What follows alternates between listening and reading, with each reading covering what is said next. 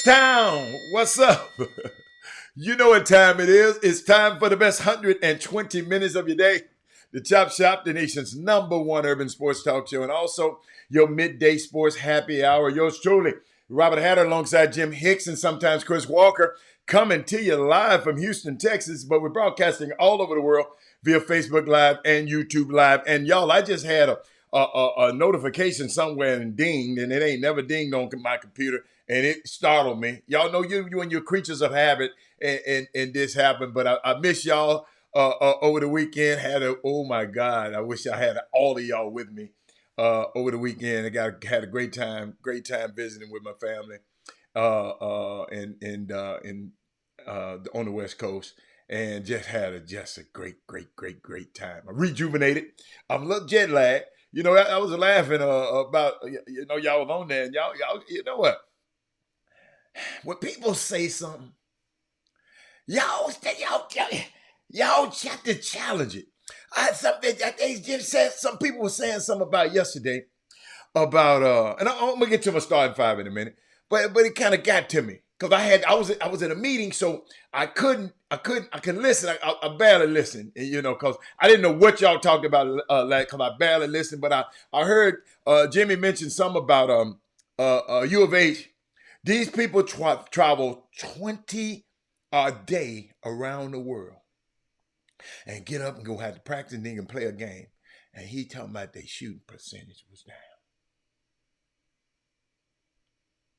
Yo, I just flew 4 or 5 hours. And my body don't feel right. I know I'm an old man, but I just don't understand. Blue Heaven was great. Wasn't nobody there. I got a chance to go in there by myself. I went on a tour, Blue Heaven, with nobody in the seats. I've been there it's just a unique, if anybody have a chance, go to Dodger Stadium. It's a modern marvel, how I can explain it, Rod Wells.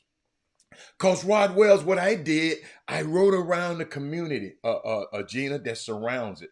It called it the Ches Ravine. It's built in a ravine in a mountain. It's a mountain, and it seemed like they went over the mountain. They just dug out a stadium in the middle of the mountain, and you had to go around the mountain to get in the stadium. It's unbelievable. Dodger Stadium is a modern marvel. I didn't know it was that great of a. It was a great a structure. You got to go see it, y'all. You're gonna say, how did these people back in these not ancient times, but smart people been on this earth for a long time. And I want y'all to do me a favor.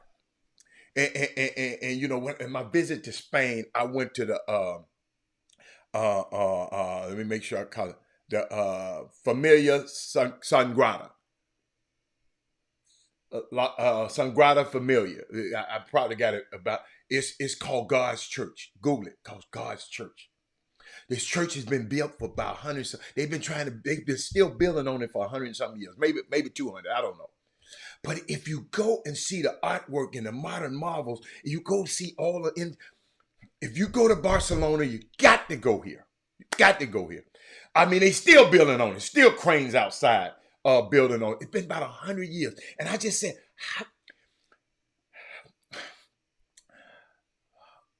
who thought of the technology? I know they did it over in Egypt with the pyramids and all that, of the scaffolding that it takes when people, y'all share the show, a price of admission, share the show and push thumbs up. Look up God's Church. And I think it's Sagrada La Familia or Familia Sangrada. I get it backwards. But hey, Belinda, let me see who else. Let me talk to my people. In the YouTube, we got Rod Wells, Simeon Sims, D. Holcomb, Corey Willis in the building. Who else we got? Jeremy Davis. Did I call your name? Okay, Jeremy Davis. But we got Monte over in Facebook. We got Chris Charles. We got Josephine Houston. We got Thaddeus Moody over there. Who else we got? Mindy. Hey, Sonia, I miss y'all. Sonia. I know you text me, You got to tell me how they took care of you. You got to tell everybody how they took care of you over at Mimi's and Cleopatra's. You got to tell them. You got to tell the world. Hey, Lady Baron. Hey, Gina. Uh, Yo, it made me. It made me. When Sonya, we text back and forth. She was just telling me her family. She posted pictures. If you watch, go to Sonya Billings' Facebook page. It just makes me proud when we can have partners on this show, like Mimi's, uh, uh, Mimi's New Orleans Oyster House, and Cleopatra's Cigar and Cognac Bar. And you send somebody out there and they have a great experience. Sonya, I had a great experience at a restaurant in LA. Last time I came, I was too busy, didn't go. This time I took my time out. My daughter said, "No, Dad, stop. We're going. I'm taking you here. Let me tell you something. It's just unbelievable when you go to LA. Oh, you got to go to this place. It's just unbelievable, unbelievable, unbelievable." Sonya said it was a class act. In case you on YouTube and can't see it, let me tell y'all something. If I tell you some about something on this show, and I endorse a certain product, let me tell you something. I vet said product. If I said, and the unique thing about Solomon Bryant's wine, I don't drink, but I had the friends around me who drink tell me how good a wine it is before I put it in on this show, because I want, if somebody on this show buys something, I want them to have a great experience. I know how important your money is. So I ain't gonna, if I tell you to go somewhere, believe you me, I vetted it. I'm not just running I have vetted these people. That's why I don't see it's not it's always, I get calls of people wanting to advertise to y'all. But guess what? I don't believe in their product. I'm gonna repeat. I don't share the show. I don't believe in their product. So that's why I don't no. It's not gonna happen. I'm not about to have some shysters get on here and sell y'all stuff. If I endorse it, I've a guy. She said, "Mom's food, drinks, plus beignets and Mardi Gras shrimp kept coming complimented." Oh my God, for 20.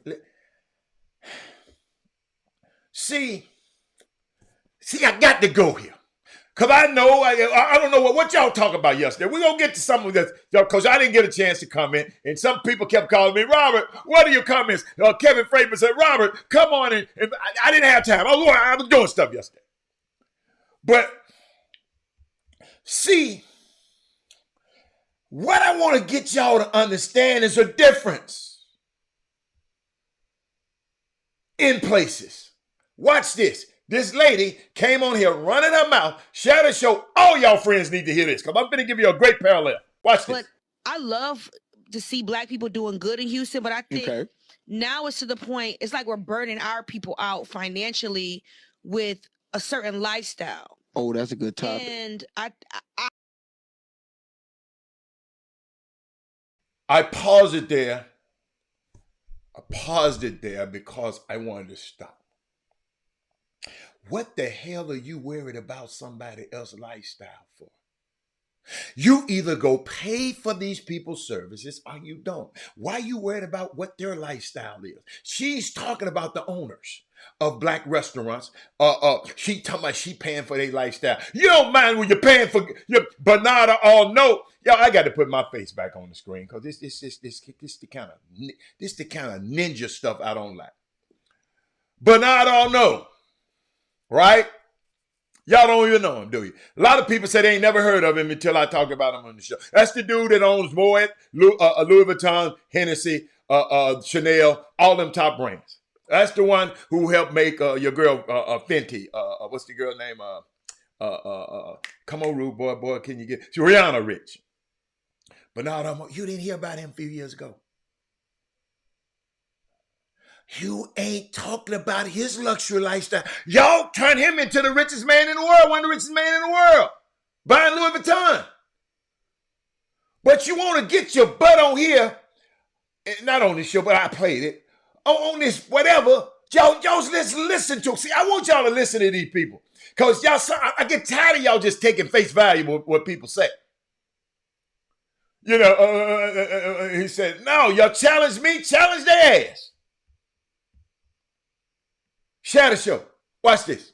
But I love to see black people doing good in Houston, but I think now it's to the point, it's like we're burning our people out financially with a certain lifestyle. Oh, that's a good topic. And I'm not catering. I don't like that. You know what I mean? It's nothing wrong with getting money, but it's our people. From what I can tell, you go out to our clubs. Like I can go to an expensive 5-star restaurant. They not gonna charge me 20% gratuity on me and my husband or me and my homegirl. I'm not gonna pay. The valet is usually free when you pull up, as long as you're going to the restaurant. She's a lie.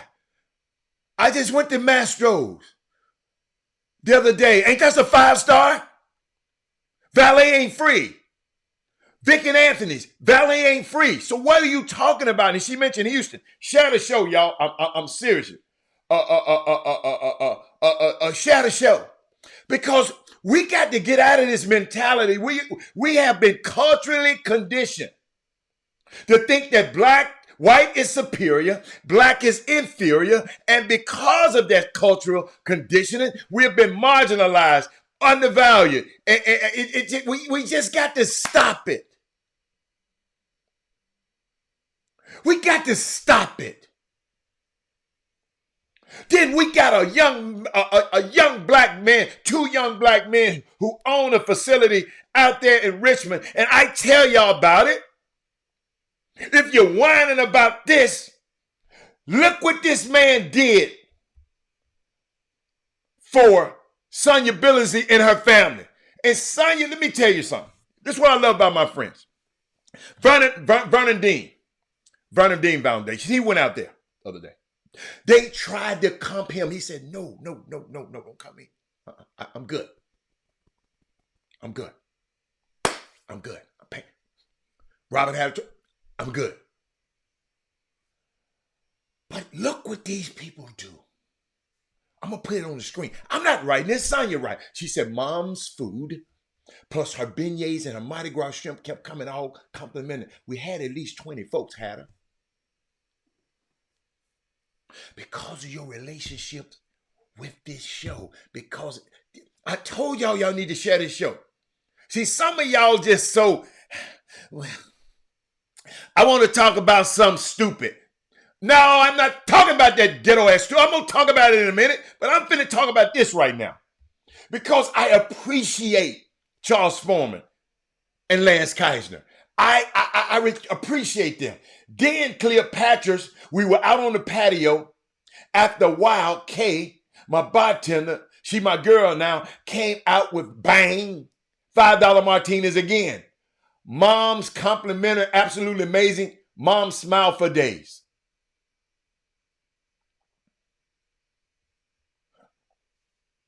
We got to support everything you ever asked for. I've given it to you. Now you got to support it. You got to support it. You got me? You got to support it. Wait a minute, what somebody said? Mandy, what? Mandy, I don't know what you're talking about, Mandy. Let me tell you something. Not just support my people. Let me explain something to y'all. Let me explain it. If somebody give you some messed up service and their food ain't good, I'm not going to support your ass and your service is not good and your food ain't good. I'm just telling you right now, and I love my people to death. Gary, I'm sorry. I'm not going to let you listen to me. I've been in a very competitive business for 30 years. If we didn't dot our I's and cross our T's, we would. No. It can't exist. The only thing you have to offer is service. When you cease to offer great service, you cease to exist. I love you, your business. If you running your stuff like a ninja, I'm not gonna support you, man. I want you to step your game up and get some excellence about yourself. Now, glad I had to put that. I'm gonna give you that first time, brother. Man, I'm gonna give you that. But I'm gonna tell you, I ain't gonna get mad at you. I'm not gonna yelp you. I'm gonna say, come here, player. Come here. Hey, man. Let me talk to y'all. And then I'm gonna see how he act. You follow me? But let me tell you something. These the kind of bitch. Somebody said, I've been meaning to get out of there, but it's on the other side of town. I don't want to hear that. I flew all the way to damn California and went to Fixings, Fixin, Fixings. And I am so glad I went there. The greatest service, only it wasn't a hiccup, it wasn't their fault. There's a dude had a epileptic seizure right there 5 feet from me.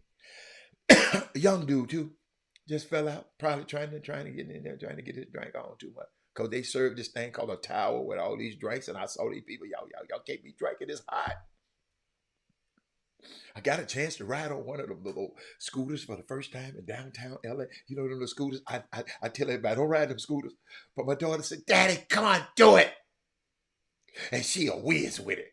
You know, because she said, Dad, sometimes if I don't want to ride my bike, I don't want to drive my car because I can't park and I want to go somewhere downtown, I just get through here with the little scooter. Now, I kind of love the scooter. I'm the scooter man. She said, but Dad, my friend came out here. I had to give her a tutorial for 30 minutes. You just pick it up. I said, girl, you must don't know who I am. That's what I told her.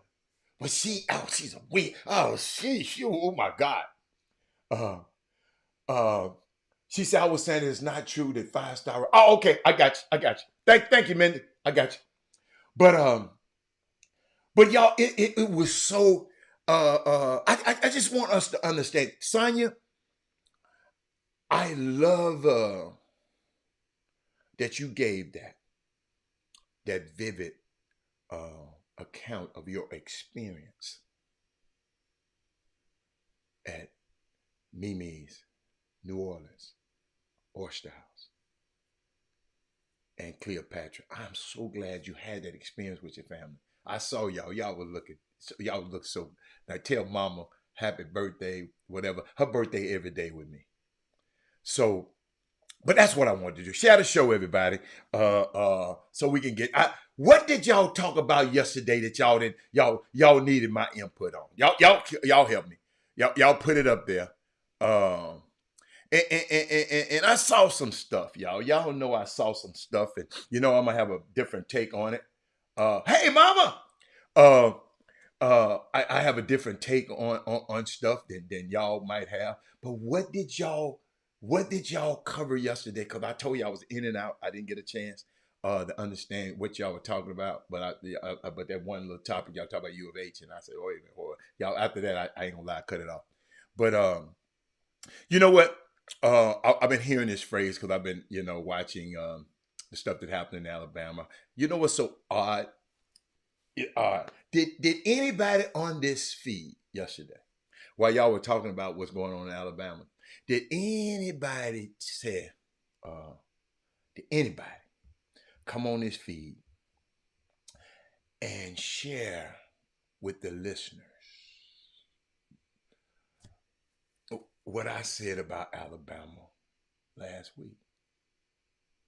Did anybody? I just on last Wednesday, or maybe it was Thursday. It's Thursday. This was Thursday. I'm gonna go back. Did anybody parallel those two on the show yesterday? Talk to me. And guess what? And if you want to talk to me, I think I got my phone line. I had it in my hand. I don't know what I did to it. But the phone line's gonna be open if you want to talk. I don't know what I did with my phone line. I don't know what I did. So I'm going to give y'all a second. Did anybody, that is Moody, I can't believe, share the show. That's why I need some more people on there. Share the show right quick. Did anybody, let me come here first. Let me go here first. Let me find my device. Hold on a second.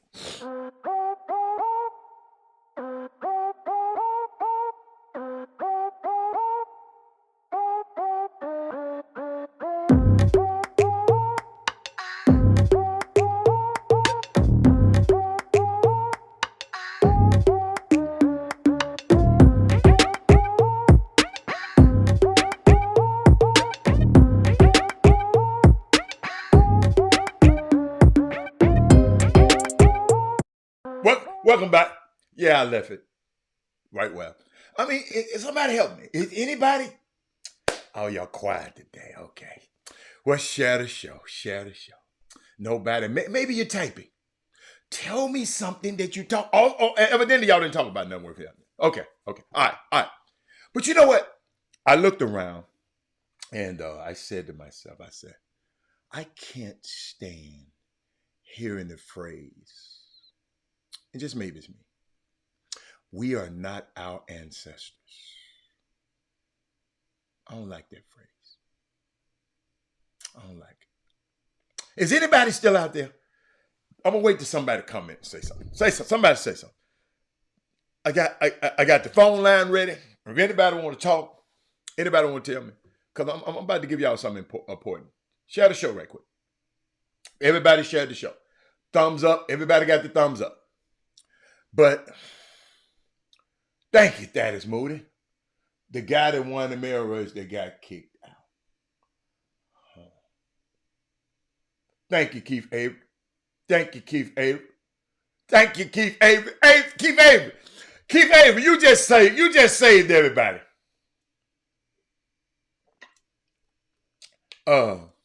Keith Avery.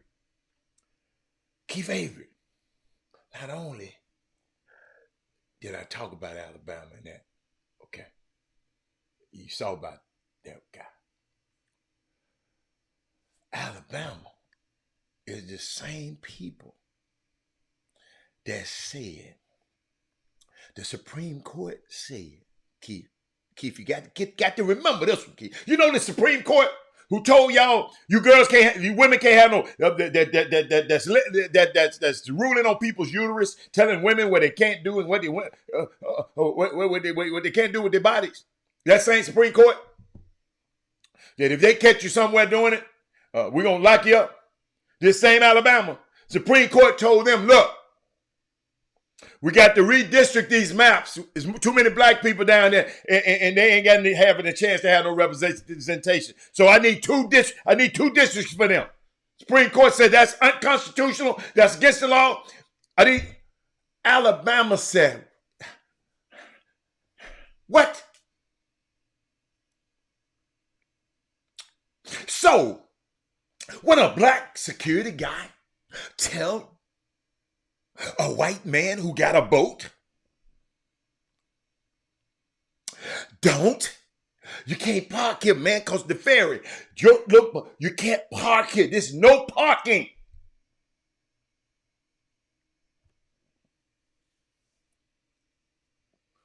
And you want to whoop him? You want to whoop him? Share the show, y'all, because I'm going somewhere. I know y'all didn't go. I'm going somewhere. I know it. That's why I can't stand people saying, I can't stand this phrase. We are not our ancestors. You want to know why? Because it's constantly being repeated. What does that mean? Without our ancestors, there is no us. Our ancestors were not chumps. We are living proof of that. Y'all, I sit there and I got a book. You know, when I go with my grandson, every time I got to find a book. Somebody gifted me with a book yesterday about Sojourner's Truth, a little children's book, and I sit there and read it to him.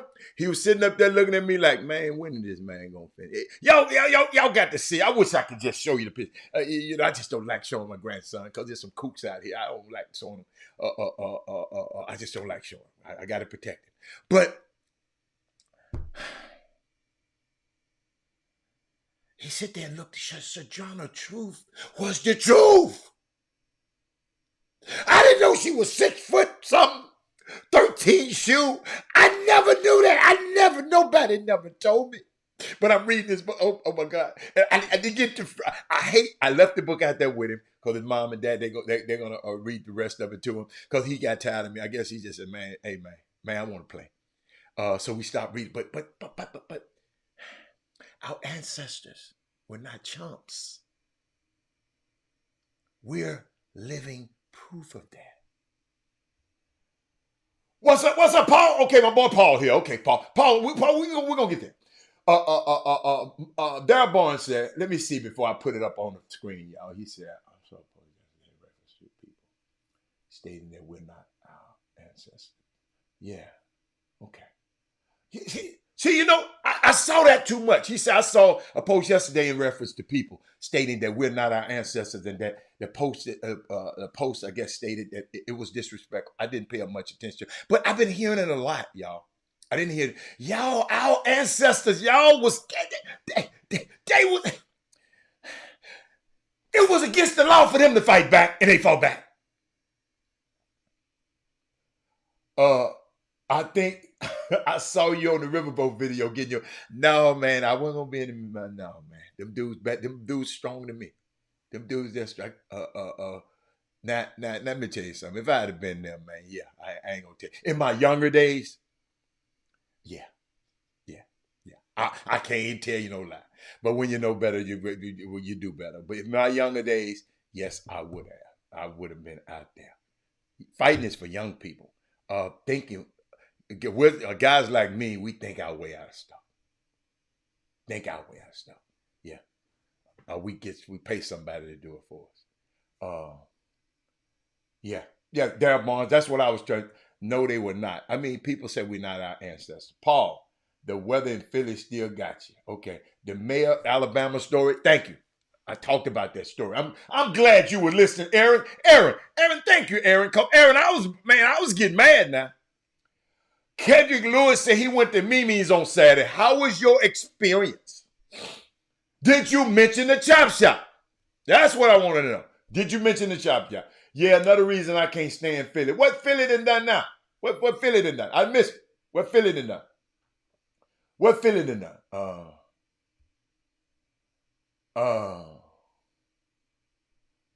Hold on.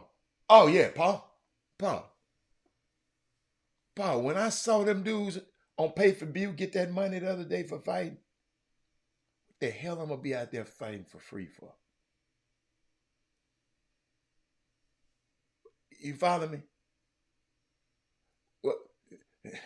Did you see how much them guys got paid? Oh, flight cancellation. Flights was cancellation from a lot of people, but not for me. They didn't cancel my flight.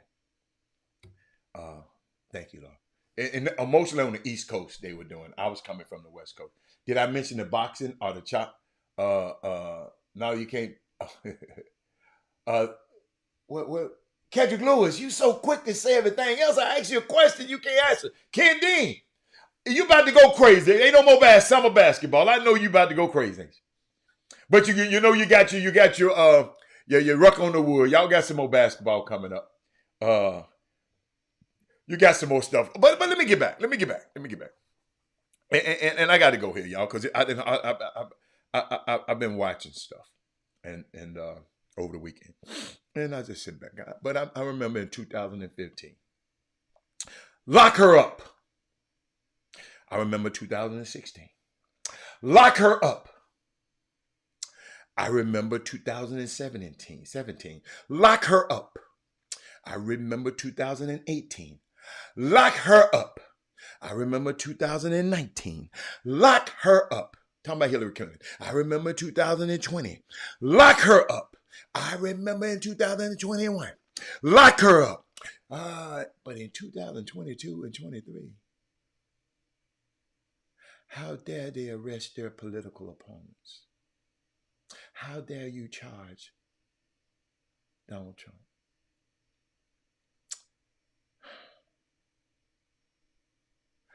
I just want y'all to soak on that for a minute. I know y'all ain't, just soak on that for a minute. And if anybody want to tell me something about it, I had to get that out. Hatter, that was a call to fight. They just jumped the man like we were back in the 60s. Yeah. Well, Paul Miranda, you can be out there fighting if you want to. I just said I'm not going to be out there in that crowd fighting. I am not doing that. You know, I said I did that as a young man. When I was a child, Paul Miranda, y'all, he wants to keep talking. See, he want to be important again today, but I ain't gonna give it to him today. Hatter, that was a call to fight. They just jumped the man. It was a call for you to fight. It was a call for me. This what it was a call for me to do. Okay? This what it was a call for me to do. Let me show you what I would have did. Okay? Paul Moran, watch this. Me at the jail in Montgomery, Alabama. I'd like to have all those people on that list bailed out.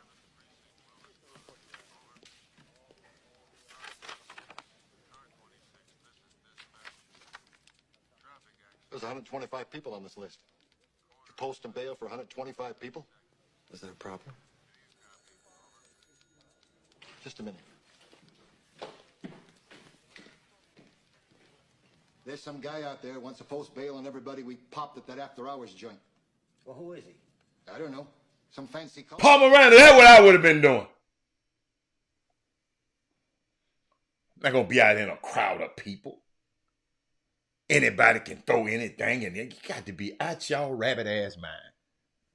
But if that's what y'all want to do, y'all do it. That's what I'd have been doing, bailing the people out of jail with the briefcase. That's what I would have been doing. Now y'all can fight. I'm going to get y'all out. I'm going to get y'all out. But there's roles on certain teams. Now hold up. If one of them had a swung at me, I was going to get him. Don't get it. I was going to whoop him like they whooped that boy so bad the boy dived in the water. I ain't never seen nothing like that. The boy dived in the water. See, y'all want to go there. Y'all want to go there. See, y'all didn't have video yesterday. Let me just show you. Wait, you know who I love? The black women. Y'all know how I am. I love the women. The women is narrating the fights. I mean, the brawl. That was a brawl. That wasn't no fight. Anything can happen in a brawl. So y'all go do that if you want to. I ain't mad at you. I'm gonna come get you out of jail. But hold up. Let me see where I want to start. Which one I want to start with? Where my man at? Hold up. Y'all, I miss my man. Hold up,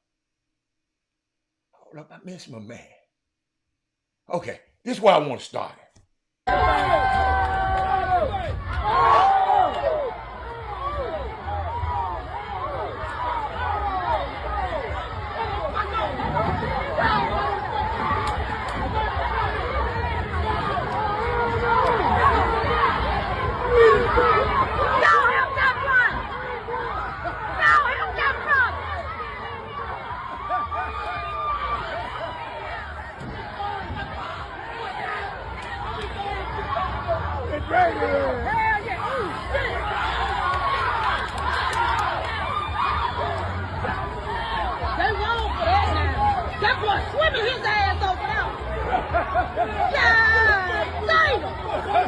I love that lady right there. I love that lady.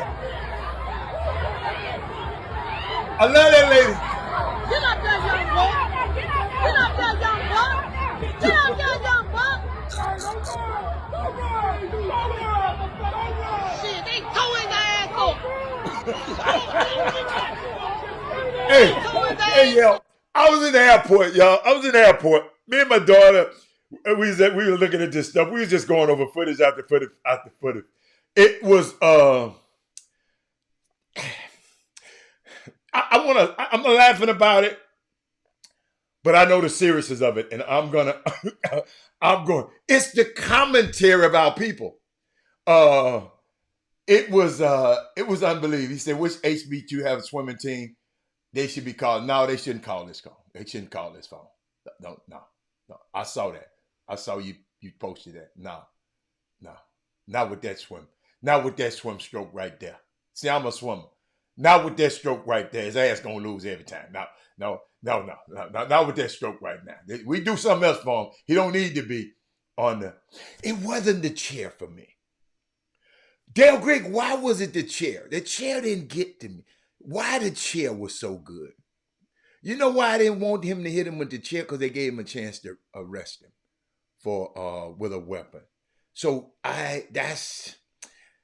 the chair for me. Everybody talking about the chair, but you know, I guess the man said, "I ain't finna fight these folks. I'm gonna pick it up." But the chair wasn't it for me. The chair wasn't it for me. And I see a lot of chair memes all over.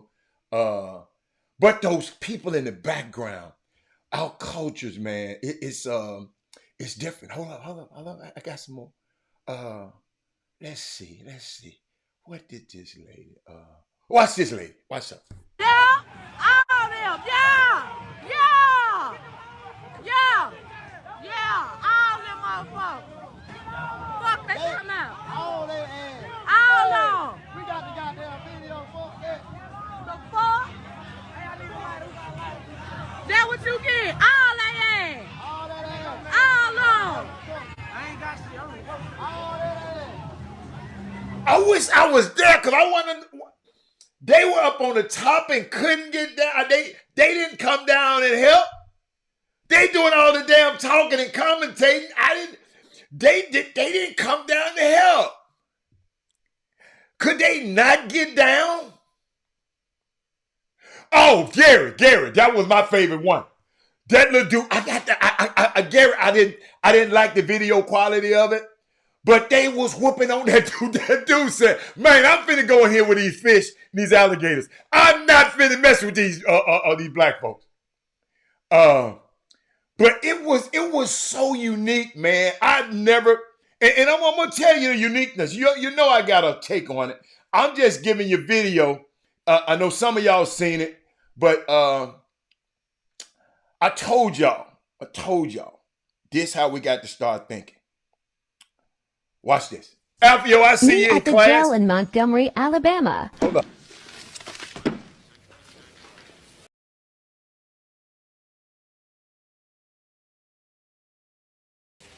I'd like to have all those people on that list bailed out. There's 125 people on this list. You post and bail for 125 people? Is that proper? Just a minute. He's probably some nut. Tell him how much it'll cost him. It'll probably run. In other words, we ain't supposed to have no money. See, y'all don't understand how I look at it. The reason I'm playing this, in other words, we don't supposed to have no bread. Watch this. Scared. Okay, let's see.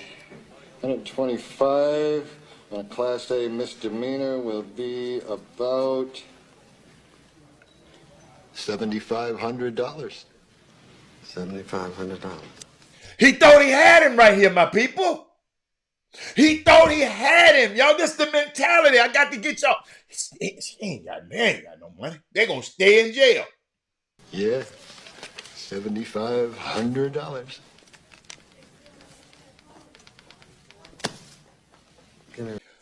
I like the way he throwed it at him. That's what I would have did. I ain't going to tell you no lie.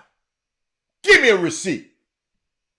That's why I like civil rights, because when you got the power, you don't need to use it. All money is freedom, and in a capitalist democracy, that means understanding financial literacy. It means understanding how money and wealth works. It means building some wealth for yourself so you can do what Richard Pryor did here, which is to show up and let your green speak for your means. Love and light, go to Operation Hope, get your civil rights today. Let your green be your means. That's what we got to get.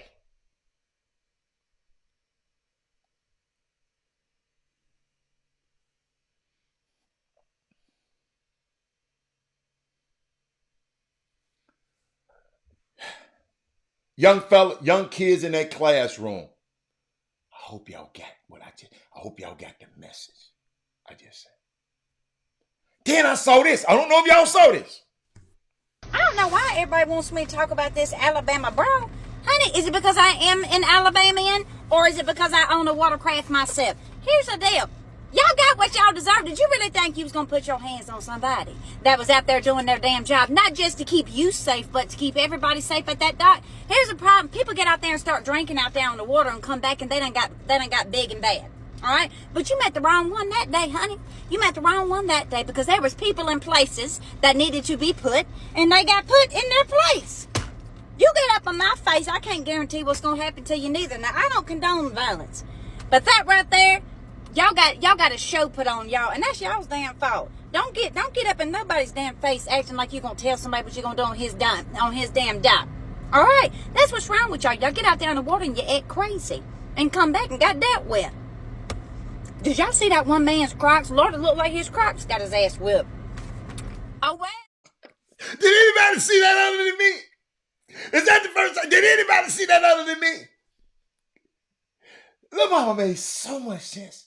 Leave folks alone. See, that my thing is, y'all got to understand, Lionel. I'm blessed enough to have a watercraft that I operate, and I told y'all about it. I told y'all I've been out there and Trump flags flying everywhere. Out there, they got them high on their boats. You know, I ain't never put no damn Obama flag on my boat. I ain't put no flag on my boat. I'm just out there to enjoy myself. But those people, man, it's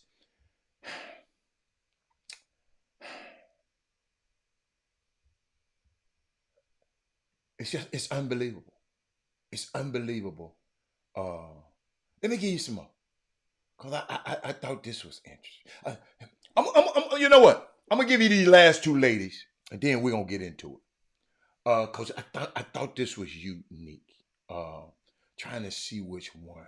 Hold up, let me see this. I've been going through hell that whole week. The devil been on me all that week. I just had so much frustration on me. So that lady, she just got what she deserved. And when I throw her in the river, like every weight came off of me. I ain't finna let nobody I know get hurt. I ain't not in front of me. I don't care who I'm mad with. I don't care I'm mad with you. But if I know you from the coke, two-line coke, it ain't gonna be nothing like. Did y'all hear that? Did y'all hear what she said? All you people mad at people in this basketball community, and all of y'all mad. Share the show. I'm mad at him. I don't like him. I don't like him. I'm not going to him. I'm not watching that show. He on that show. The other dude on that show. He on that show. Watch what this lady said. She said the devil been on. She said she been full of hell all damn week. That's that. I'm gonna translate you. She said I've been on one all week. She was one of the ladies. Was there? She was one of the ladies in the fight. Hey, you ain't going down like that. We gonna stick together. We might argue and fuss, but when we come from the coast, we gonna stick. We might argue and fuss, but when we come from here. Y'all listen to this with y'all evil asses out there. Some of y'all watching now, not the regulars, but somebody, y'all got some people on this thing that listen to this show just to see what me and Jimmy gonna say. Keep going. And you ain't had no business putting your hands on dang. Y'all come way from Selma down here talking about some Trump. Damn Trump. Trump run that thing up in Washington, D.C. But see, Trump got y'all beat down in Montgomery. Come down here in Montgomery playing with us, baby. Come down here in two-line coke playing with the right one. You play with the right one from the coke, from the project, with throw hands at y'all. Y'all thought this stuff gonna end. Y'all gonna win, but baby, we gonna win. Y'all play with my ancestors like that. The slave. I ain't no slave. You ain't gonna come toward me to my washing your clothes, washing your children. Baby, I ain't watching nothing. Y'all redneck came down here. You came for this smoke, and you got this smoke, and you gonna keep getting this. I ain't watching nothing. I ain't cleaning your damn house. I ain't washing nothing for you. Boy, I love this show. I love that lady. I love her. I love her. I listened to the spirit of what she was talking about. Her spirit. I've been going through hell that whole Oh, baby, you gonna always get a job. One thing about God, he always gonna prepare for you. He always gonna give you what you want and what you need. God ain't did nothing but show me what was going on. That's all God did. He showed me the whole week. The whole week, I was stressed out that whole week. But I ain't never went on that boat fussing or arguing with none of my co-workers about what my life was going through. I don't been going through. Boy, y'all been listening. That lady has some powerful messages. If you get caught up in who she look at her, that was powerful. Don't play around. I'm telling y'all, I went to Montgomery, y'all. Did not tell y'all I had a very unpleasant experience that could have been ugly. The manager of the damn restaurant, of the hotel, got mad because we brought outside food in and tried to handle it. Let me tell you something, man. That woman right there, I love her. I don't know who she is. I love her. I love her. I love her. Here we go. We got another. That is the same riverfront that the Trump rally took place just 24 hours before. And that's the same riverfront that 2 hours before, myself and about 30 other women closed out a beautiful ceremony with honoring the ancestors with flowers in the water. I just want you all to understand the context here. That is the same riverfront that the Trump rally took place. Rod Wells.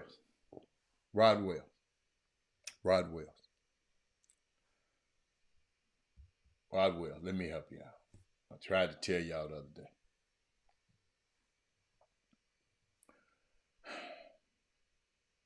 Your job is a job.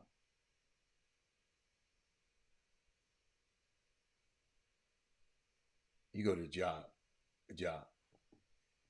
Your gift is something else. That man's gift. I'm not worried about him being a victim of a job. His gift gonna make him deployed. We need to quit worried about being employed and be deployed, sent out, go somewhere else, use your gift. That job might take that job away from him, Rod Wells. I don't care about that dude losing his job because he gonna go and step into his gift. Evidently, you ain't been listening to the show. Can't about no file no grievances. Okay, you find me from this? Okay, let me go put my gifts to work.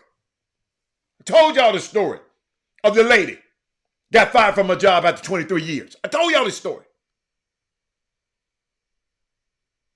But she can cook. And she can bake. And the man says, is your oven working? Do you have some flour? Do you have the water? Bake you some cookies. Go back up to that jail. Go back up to that place where you work at and give your cookies away. Go back everywhere and give your cookies away. Now the next batch, but they got to be good. The next batch, they got to pay for.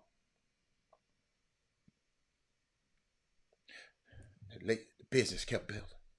The lady turned that cookie building a business into a $1 million business. I'm not worried about that man losing his job. Now he gonna go find his gift and use his gift. Rod Wells. His gift. Not his job. His gift. They go make a way for him. Shout out to that young man. Shout out to, because if they don't stand behind him, he don't need that job. I don't care about that job. Told y'all, I think different. I just think different from y'all.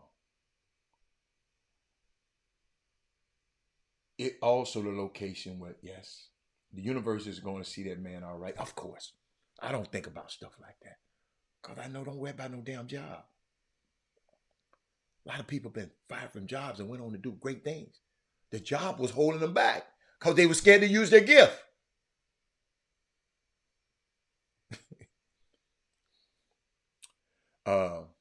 What else? What else we talking about? Let me give you an overview. I hope, Rod, and I hope the young kids out there in Alpha V's class, I hope they heard that, Alpha. I don't want to be employed. I want to be deployed.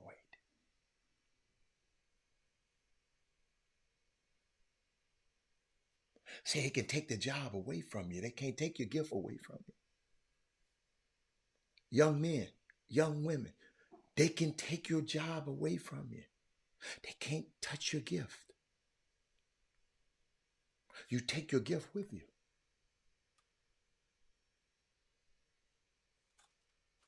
That's your work.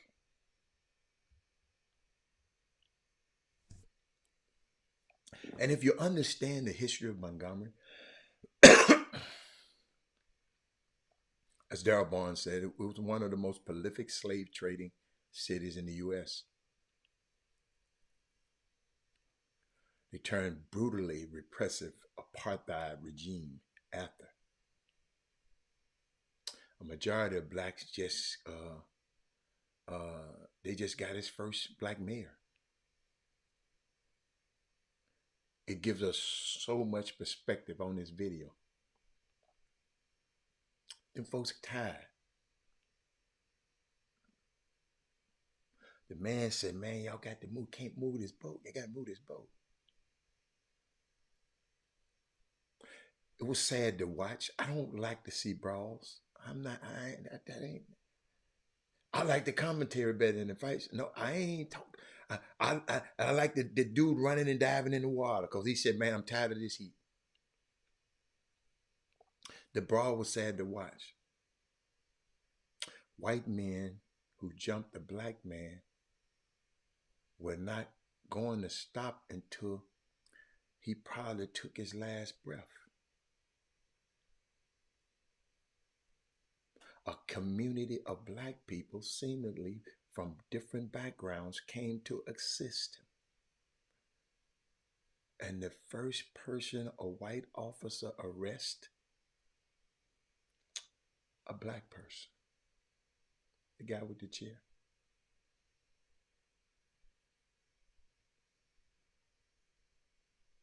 Montgomery will have to deal with the racial animosity from the fallout, from the brawl. And so will the nation once it get on Fox News and Newsmax attention. It's good they eventually arrested the white men that started the Montgomery melee. I call it a melee. The black man who hit the white woman with the chair. She was arrested too. He was out of line. That's why I didn't like the chair. I don't care who she is. Don't hit no woman. Thank God nobody pulled out a firearm. I didn't hear nobody talk about that. The one guy swam to defend the security office. He's a real one. The little young kid say he couldn't wait on the boat to dock. Man, I got to go help this man. Sad state of affairs. Try this and they talk about small town mentality.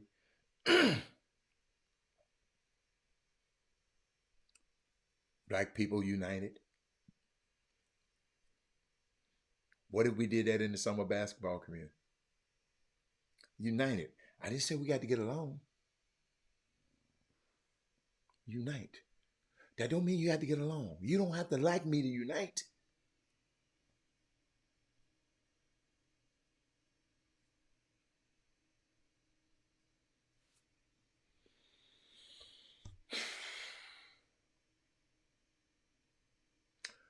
These people who started this fight, I think they own a business called Food Mart, one Food Mart or something like that, one of these marts. They don't understand racism is just bad for business and society too. It never works. And those who engage in it just end up almost always broke and broken. Stop it. To my brothers and sisters in Montgomery, Alabama, be on alert. Their privilege does not prepare them to take L's like that. They are making calls to their buddies in law enforcement, in the public office, as we speak. They will weaponize their resources against you. So stay vigilant.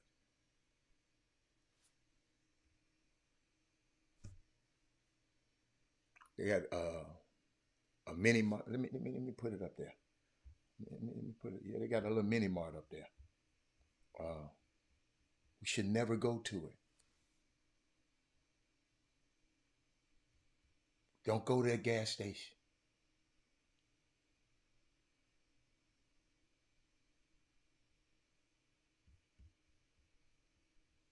Can't stop thinking about it. Can't stop. Was so cathartic to watch, mostly because it didn't end with any of us killed or seriously hurt. Paul, that's why I wouldn't have been in that brawl.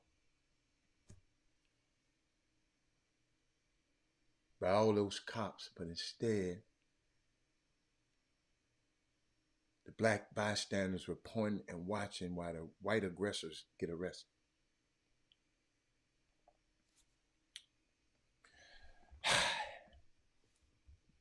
Let me take a quick break.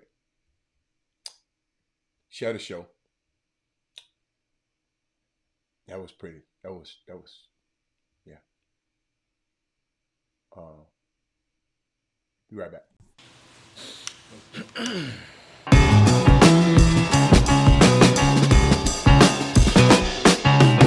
Someone had a birthday party at our restaurant next door, Mimi's New Orleans Cafe. They asked if they could smoke cigars on the patio.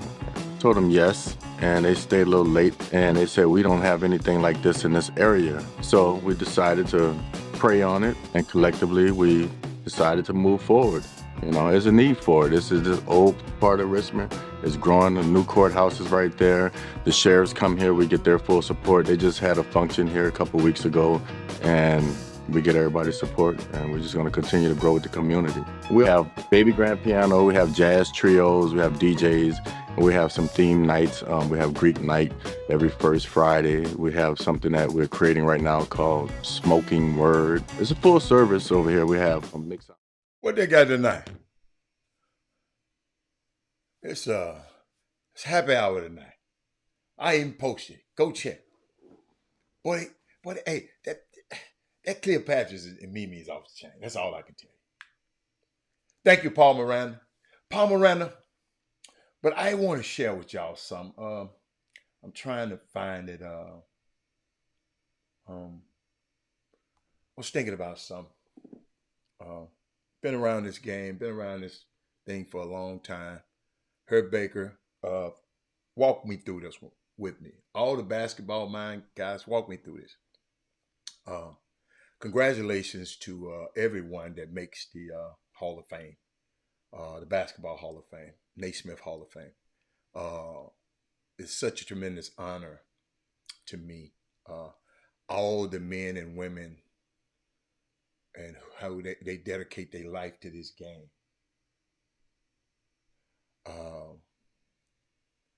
Thank you, Charles. But I had to switch.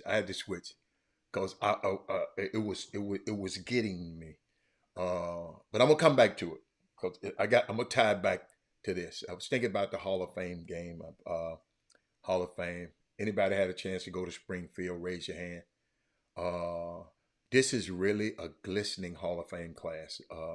Just gonna give you a few people that I'm gonna talk about today. I'm gonna talk about them over the week. But when you talk about D. Wade, Dirk Nowitzki, Tony Parker, Greg Popovich, Becky Hammond, and a lot of other greats, they're all going in. I think about Dirk, y'all, and I'm singling him out first.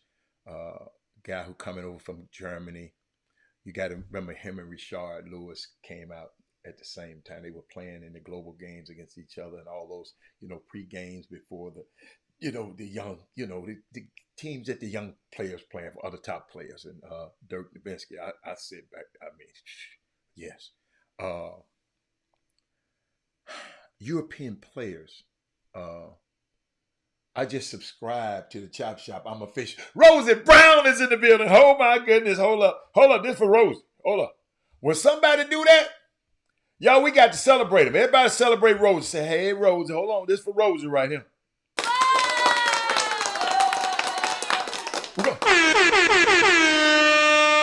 That's for Rosie. That's for Rosie. She got him. But Rosie, let me take you about this Dirk Nowitzki stuff. I'm gonna tell you why. When you finish hearing me, you'll understand why. See, European players had to break through. They, Tony Kukoc, he was all right. He wasn't nobody. Didn't nobody just, you know what I'm saying? Thank you, Paul. But Paul, walk me through this, Paul. There was a reputation about the European players. They wasn't that, wasn't they great? Wasn't nobody talking about them. Dirk fell into the league and he had a breakthrough. Obviously. Then he turned into a champion.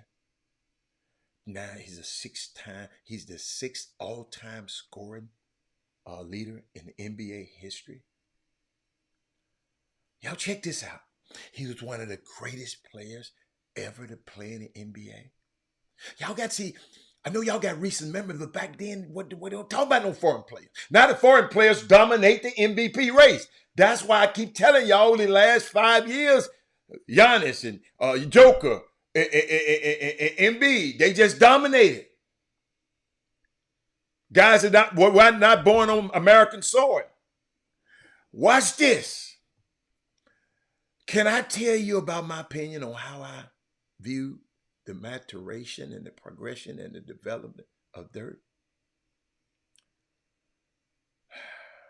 From this hotshot prospect? Is he going to ever win the big one? To getting the big one? This is how I saw it all unfold, y'all.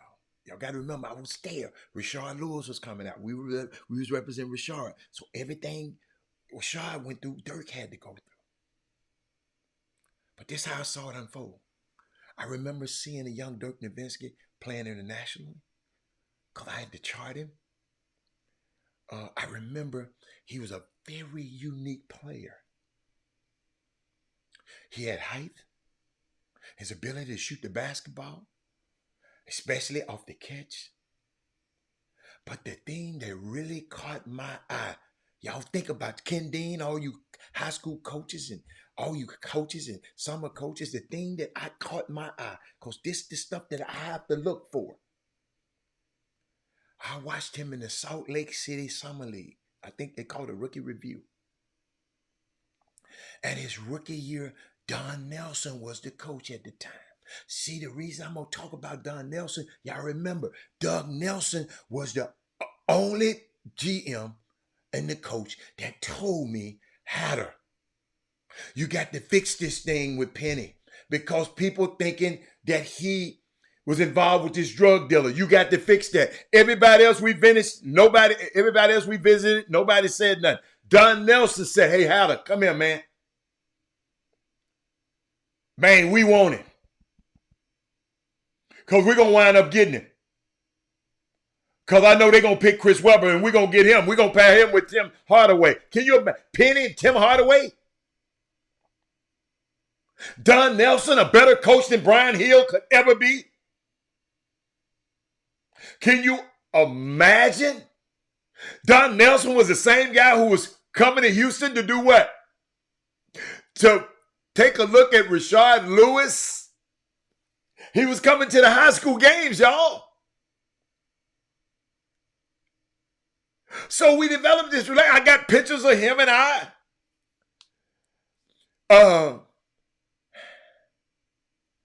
But Don Nelson played him, y'all, as the point guard the entire summer league. How many of y'all knew that? The Rocky Mountain. You're right. Thank you. The Rocky Mountain. I know it was a rookie review. Rocky Mountain. Thank you, Kurt. Kurt, I can't remember everything, but thank you, baby. I needed you. Thank you. Thank you for your assist. Kurt just brought a brick. This for Kurt. Hold up. Let me bring it. Let me get it. Hold up. This for Kurt. That's for Kurt. Can y'all... Did y'all hear what I just said? See, y'all just taking this what I'm giving y'all. Paul said he didn't know. Paul, he played him the entire show. This 7-foot white boy from overseas was playing point guard. I thought, this is what I thought. Here's a 7-footer, and I know he can catch and shoot. He'll catch and shoot guy. I know he can do this, and that exceptional well as a young player, but his ability to put the ball on the floor in the league was what made him special. Paul, because I didn't know he had that ability. Didn't know they didn't do that in nowhere else. And second of all, he was very comfortable in the open floor as a 7-footer. And I was watching this. You saw glimpses of what he could be. He started putting it all together quarter by quarter by quarter. Ask somebody in the Mavericks office, Paul. Ask Dirk when you see him. He was comfortable. Check this out, ladies and gentlemen. He was comfortable being at the top of the floor, seeing the other 9 players all the time and making decisions. Everybody can't do that. Some people get nervous when all of them people, you know, the big, especially a big guy. Big guy used to having one guy he had to beat, maybe 2. Kirk Dorsey. But this dude out there watching all 9 players, Kirk Dorsey. And I'm sitting there watching him. And I thought this guy, I said, he got a chance. You know that I know he can catch and shoot, ladies and gentlemen, but now I see him do things off the dribble. And all great players, watch this, Ken Dean, watch this, all you evaluators. All great players, they got this unique quality,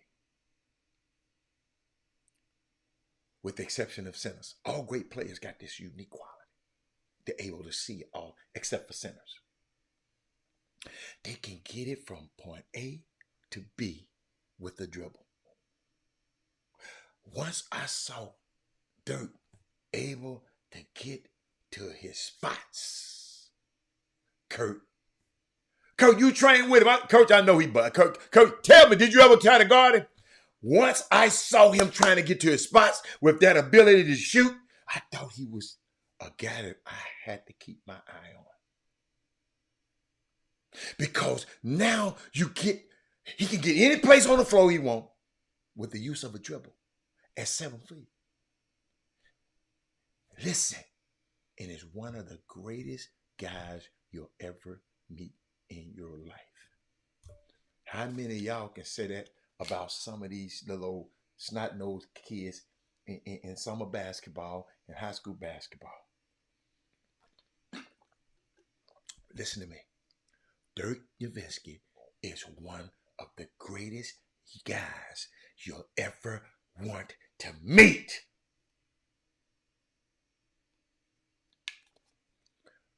Keith, if you was to come up to him, Keith, I don't know, he done signed 1,000 autographs. Dirk gonna say, what's up, man?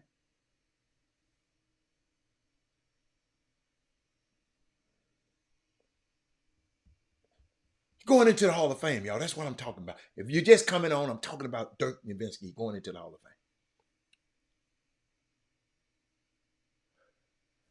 Fame. In hindsight, I can always go back and say, I knew it. No, I didn't. I didn't know it, but I kept seeing something that was unique about it. I didn't know he was going to be this. When you see a tall player, where my coaches at? Where my coaches at? Y'all gonna remember this one. When you see a taller person that can play like they're small, or a smaller person that can play like they're big, then you know that's a problem. You know you got a problem on your hand. Did y'all hear what I just said?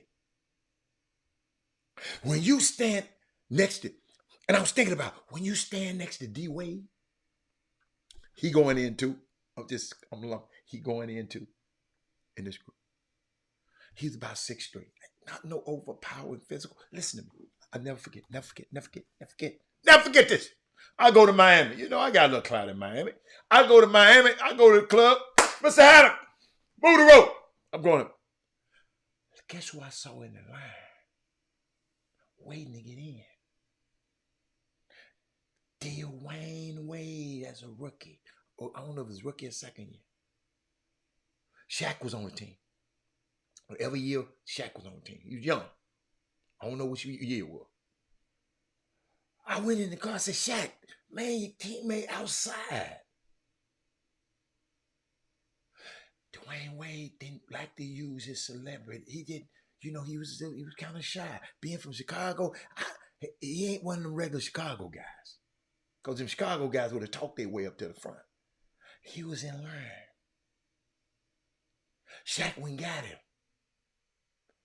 I said,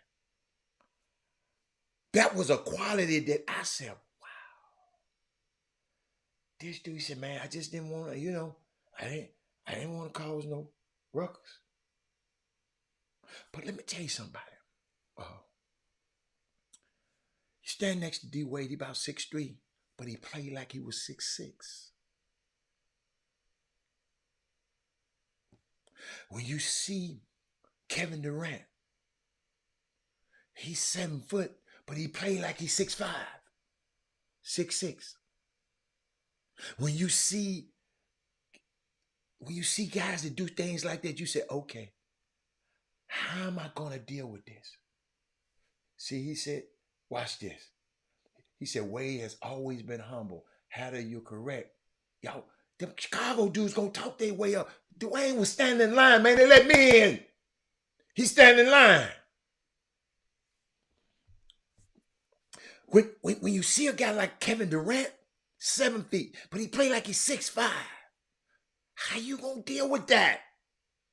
It's a unique thing because you don't expect players that big or that play that big or that small to play that way. When you see it, it throws you off a little bit. With Dirk, he played like he's 6'5". But his shot was 7 feet. And when I was watching him in the summer league, he started to lean back like Paul Miranda said earlier. Paul got ahead of the story because he's so brilliant. And I said, who can block that? I don't know if he was fading away on purpose, but he would lean back, create separation. Then he put the one leg into it a few years later. Do you have, let me tell you something. You have to have a unique skill set. Some that will give you an advantage, young players. You just don't see often. And you got to work on it. No, the one leg step back, you see players imitating it today. But it all started with him. No, you did good. You did good, Paul. Then I look at D Wade. in the trajectory of his career, I should have been trying to get him. I ain't gonna tell you no lie. Him and Chris Bosh, two guys that I dropped the ball. Well, I really didn't drop the ball. What we did was, as a firm, that's when David Stern had changed the rookie pay scale. And the rookies were getting just, like it is now, the 4-year minimum, 4-year contract. It was slotted in. It wasn't like when we got Penny, we got him all that money. Then, no, they switched it around. So they made a decision because I had action at Bosh and Wade. And by the way, both of those two guys, that's why I know I could have got them. Both of those two guys went to the next best option. They went to Henry Thomas, who also represented Mike Finley. But I'm just going to tell you, if they had let me go on this, so what we did, said, man, we ain't going to get paid off these guys for 4 years. Why spend all these resources going to get these guys? It's going to take us 4 years to get, because, we do the first contract for free. That's 4 years that we have to wait. Bad mistake. It wasn't my call. It's a little higher up than me. But because I had action at them. I had some people in Atlanta had corralled Bosh for me, and I had some people in Chicago had corralled him for me, and both of them went to Hank Thomas. Rest in peace. Great man. So when I go back, what was I? So when that's how I wanted this dude, D Wade. I'm gonna tell you why. I watched him and watched the trajectory of his career. Winning it all in 2006, sacrificing and becoming a willing number 2 for LeBron James. LeBron James came to his team. He didn't go to LeBron James' team. You got me? Great man. That is Moody. I'm gonna stop here. Great man right there. Hank Thomas, great man. All the people in this business over the years, I've met other agents. That was the one that I would hang my hat on right there. Him. Very respectful. Very, very. Let me tell you something. If I couldn't get them guys, I'm glad he got them. Proud that he got them. Took care of them too. But back to Dwayne, when I looked at his career, he get 2 more rings with the Heatles when LeBron came. The Heatles, they call them the Beatles. The thing that stood out about him to me, Dad Moody, I ain't never heard you say this, is his big ass hands. And he got very long arms and he had big hands. Players who have big hands got a distinct advantage, especially operating in traffic. If you can do things with one hand instead of using 2, it'll help you. And D Wade always had a nice handle. So I'm watching. This is why I wanted him so bad in Marquette. I wanted to spend those resources to go. I got voted out. Dwayne, but his hand size, ladies and gentlemen, and his ability to finish and move the ball around in traffic, and his size really stood out to me. I didn't know at his size what he'd be. You know how, Herb, you know how you always said, well, man, what is he at the next level? I didn't know. You know how everybody always say, can he play point guard? Guess what? I didn't care. I didn't care. Check this out. Had a nice hand, big hand. But he played like he was 6'5" or 6'6", because he could move the ball around in traffic. And I thought this young man had a great chance to be a special player because he had a low center of gravity every time he played.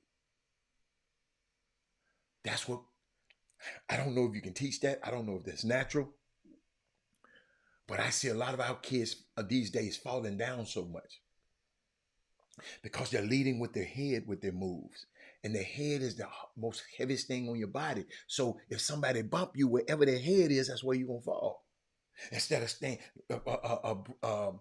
D-Wade used to always up, always by now they knock him down out the air. But he always had control. Had low center of gravity, and he had these big ass hands that allowed him to move the ball in traffic and can play it much bigger than he was. He played, what I liked about him, he played a winning brand of basketball because his ability to defend. He was very tough-minded. That's where you get that Chicago tough-minded player, his ability to play in the trenches. He said, he set the tone down there in Miami. The Heat culture, you see, it all started with D-Wade. You know, they gonna talk about Lonzo and all them. They ain't win that. Because I think D-Wade was there when they won their first. He said, no, ain't nothing sissy about it. But you always talk about, well, hold on, what position he play? What position he gonna play? Basketball. You probably was one of the ones. What position is, hold on, what position is D-Wade? Hall of Famer. So to all of y'all guys out there, you know you evaluators always got some. What position he played? Basketball player. That's why I love Isaiah Thomas. He said, man, I was a basketball player. Sometimes Joe Dumas initiate the offense. Sometimes I'm over here. Hall of Famer. Yeah, I'm glad you said that. Why we restrict kids? Why we put kids in a box? Why he is this, he is this. Can he help? Can he play a winning brand of basketball? Because of his ability to defend. Is he a tough-minded player?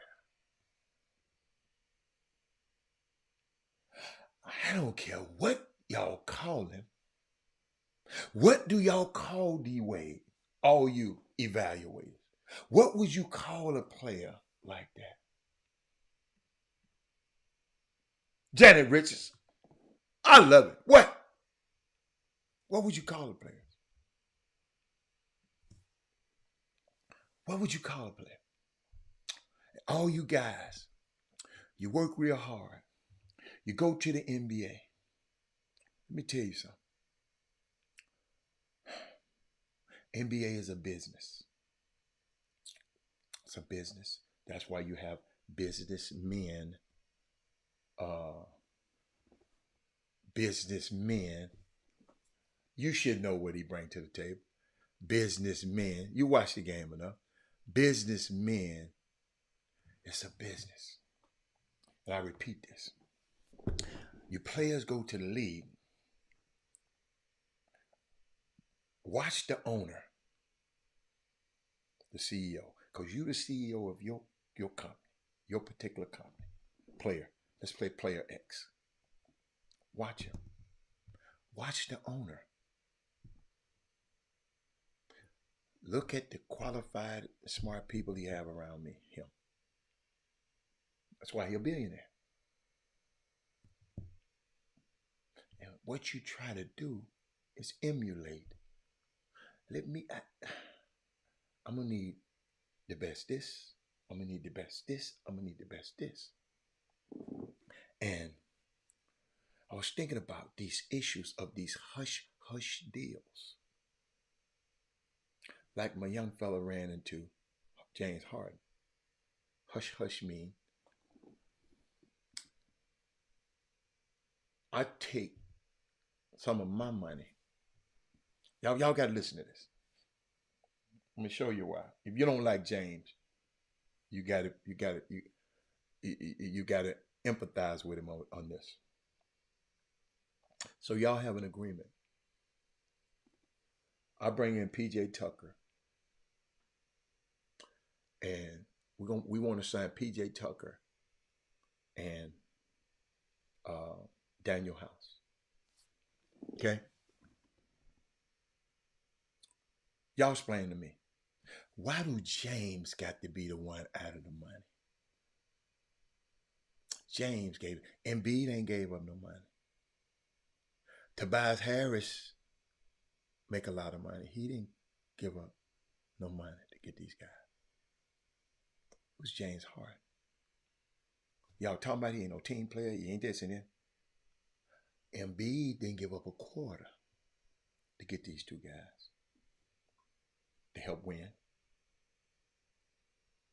Tobias Harris didn't give up a quarter to help these win. So James gave up almost $14 million. I forgot how much money his money to sign these two guys. And the reason I'm upset about it, players.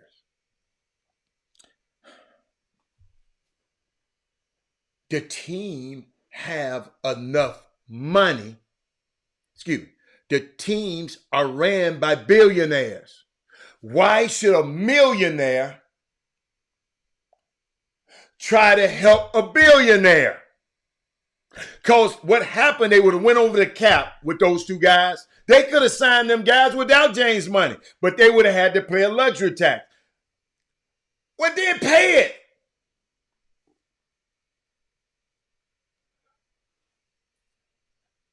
The player. Like MB, I said, I ain't getting him nothing. I don't know. I'm just saying. Tobias Harris, I ain't. But James said, man, I'm trying to win. Here, man. Here.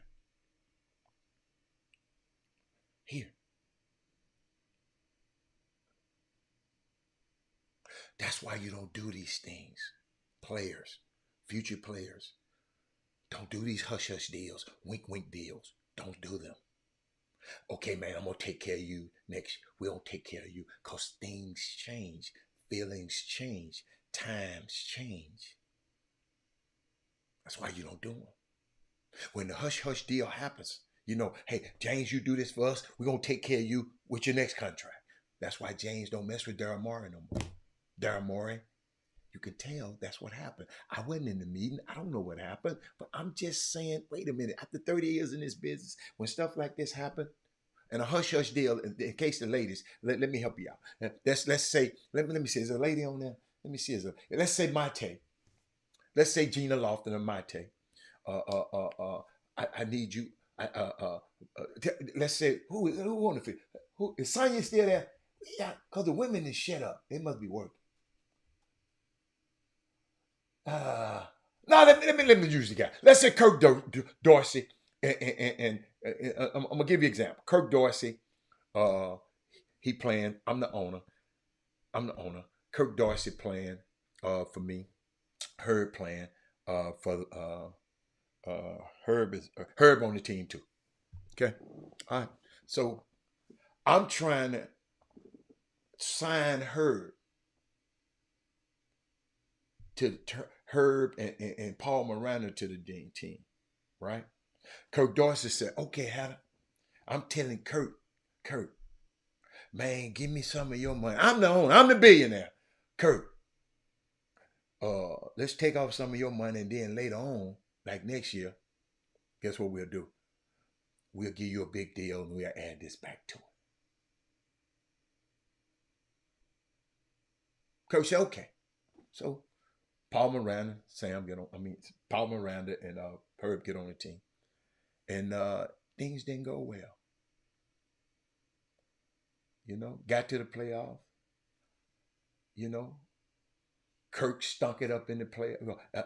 He hit 40 points in 2 games. Then in the last game, he didn't do well. And now you saying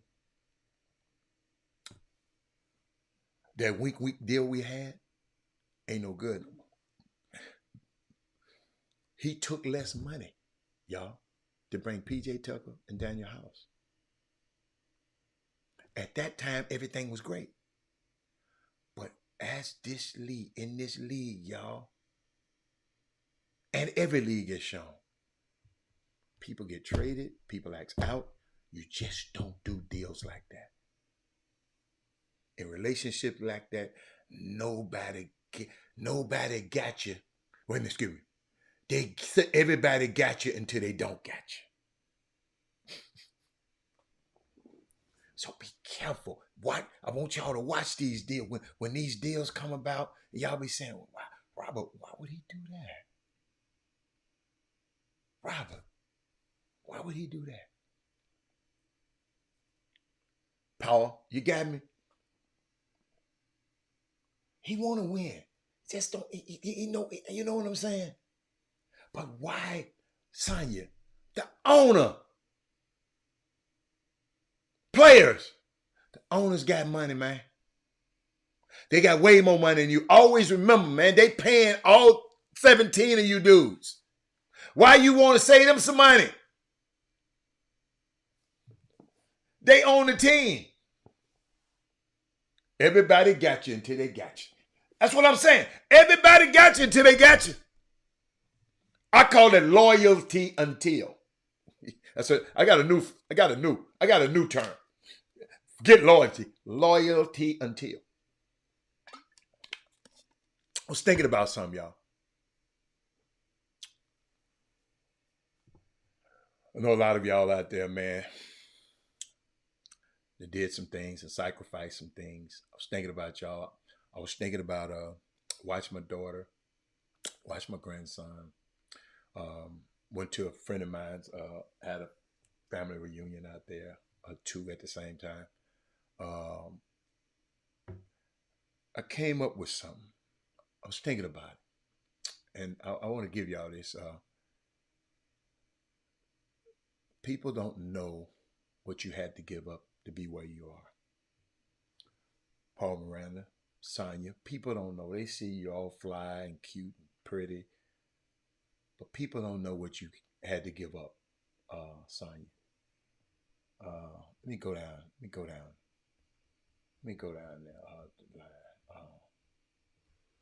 Herb Baker, people don't know what you had to give up.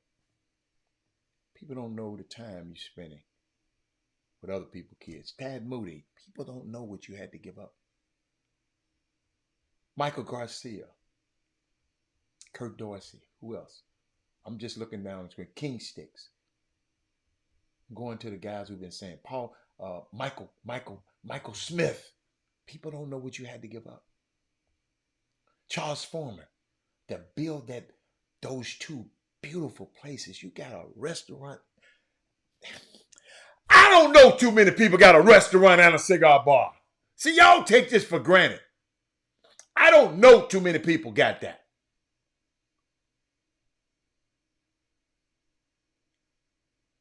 A restaurant and right next door a cigar bar, and both of them a grade of 5 stars. Rosie Brown. People don't know what you had to give up. We don't know what Charles and Mimi and Lance had to give up.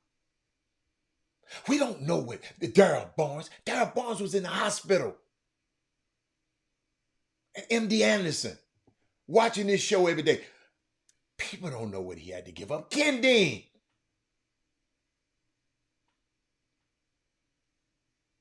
Dealing with these young kids in summer basketball. People don't know what you had to give up.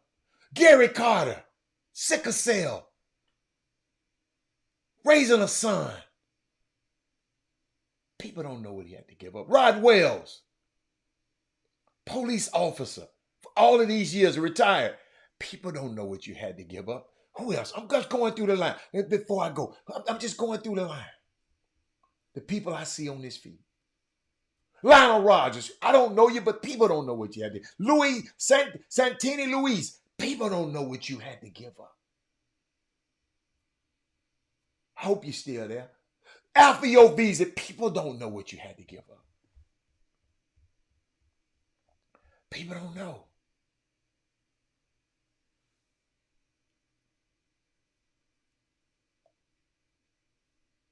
You feel me?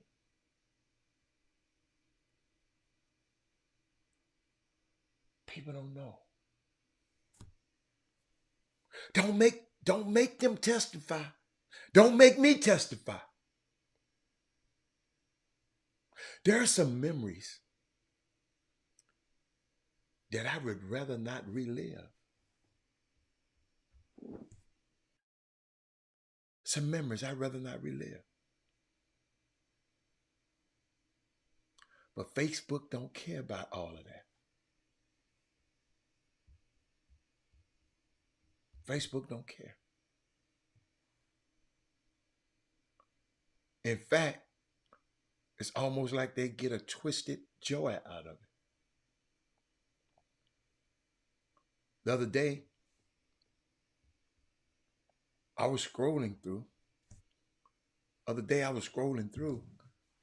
and actually found a post on my screen. It was a post of the Chop Shop. I listened to it. We were talking about Colin Kaepernick. What up, Jim? Hold on a second.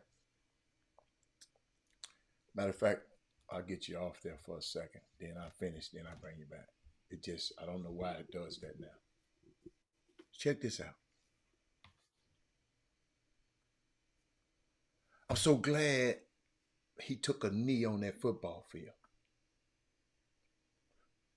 I learned so much about the NFL and the national anthem and this nation during that Colin Kaepernick.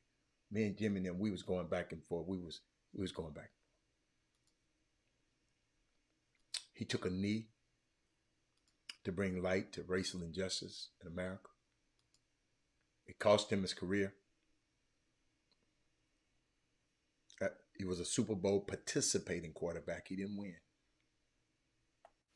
After it was evidence that he was going to be not going to be reinstated, Nike released a very controversial commercial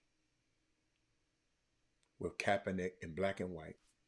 Let me see. I think I put it in case you didn't. Let me see in case you don't remember. In a tight close-up shot with a caption that said, "Believing something, even if it means sacrificing everything." It was both catchy and convicting, especially for the culture that that comprehend sacrifice. Never forget, Chris Walker turned me on to this guy on this show. I went through college and did not read it, but he turned me on to this guy called James Allen, and he got a book called As a Man Thinketh. Said there can be no progress and no achievement without sacrifice. Like I said, people don't know what you've been through. Hear this. A person's success will be measured by how much he is willing to sacrifice. And I'm going to finish this tomorrow right there. I'm going to tell you what I'm talking about. But remember, go through your moments in life. People don't know what you had to give up. People look at you now. People don't know what you had to give up. But Jimmy, I'm going to bring you in right now. What's going on, Doc? You caught me right in the middle of one. Yeah, you caught me right in the middle of one. Yeah, well, I missed out there. Nah, we just talking about, I rehashed the Alabama stuff, gave my take on it, because everybody kept calling me, talking, man, I can't wait. Man, what you got to say about it? Man, y'all on the show, y'all say, see, they done got to, Jimmy, I done figured it out. They want to hear what we got to say so they can take it back and win them damn arguments.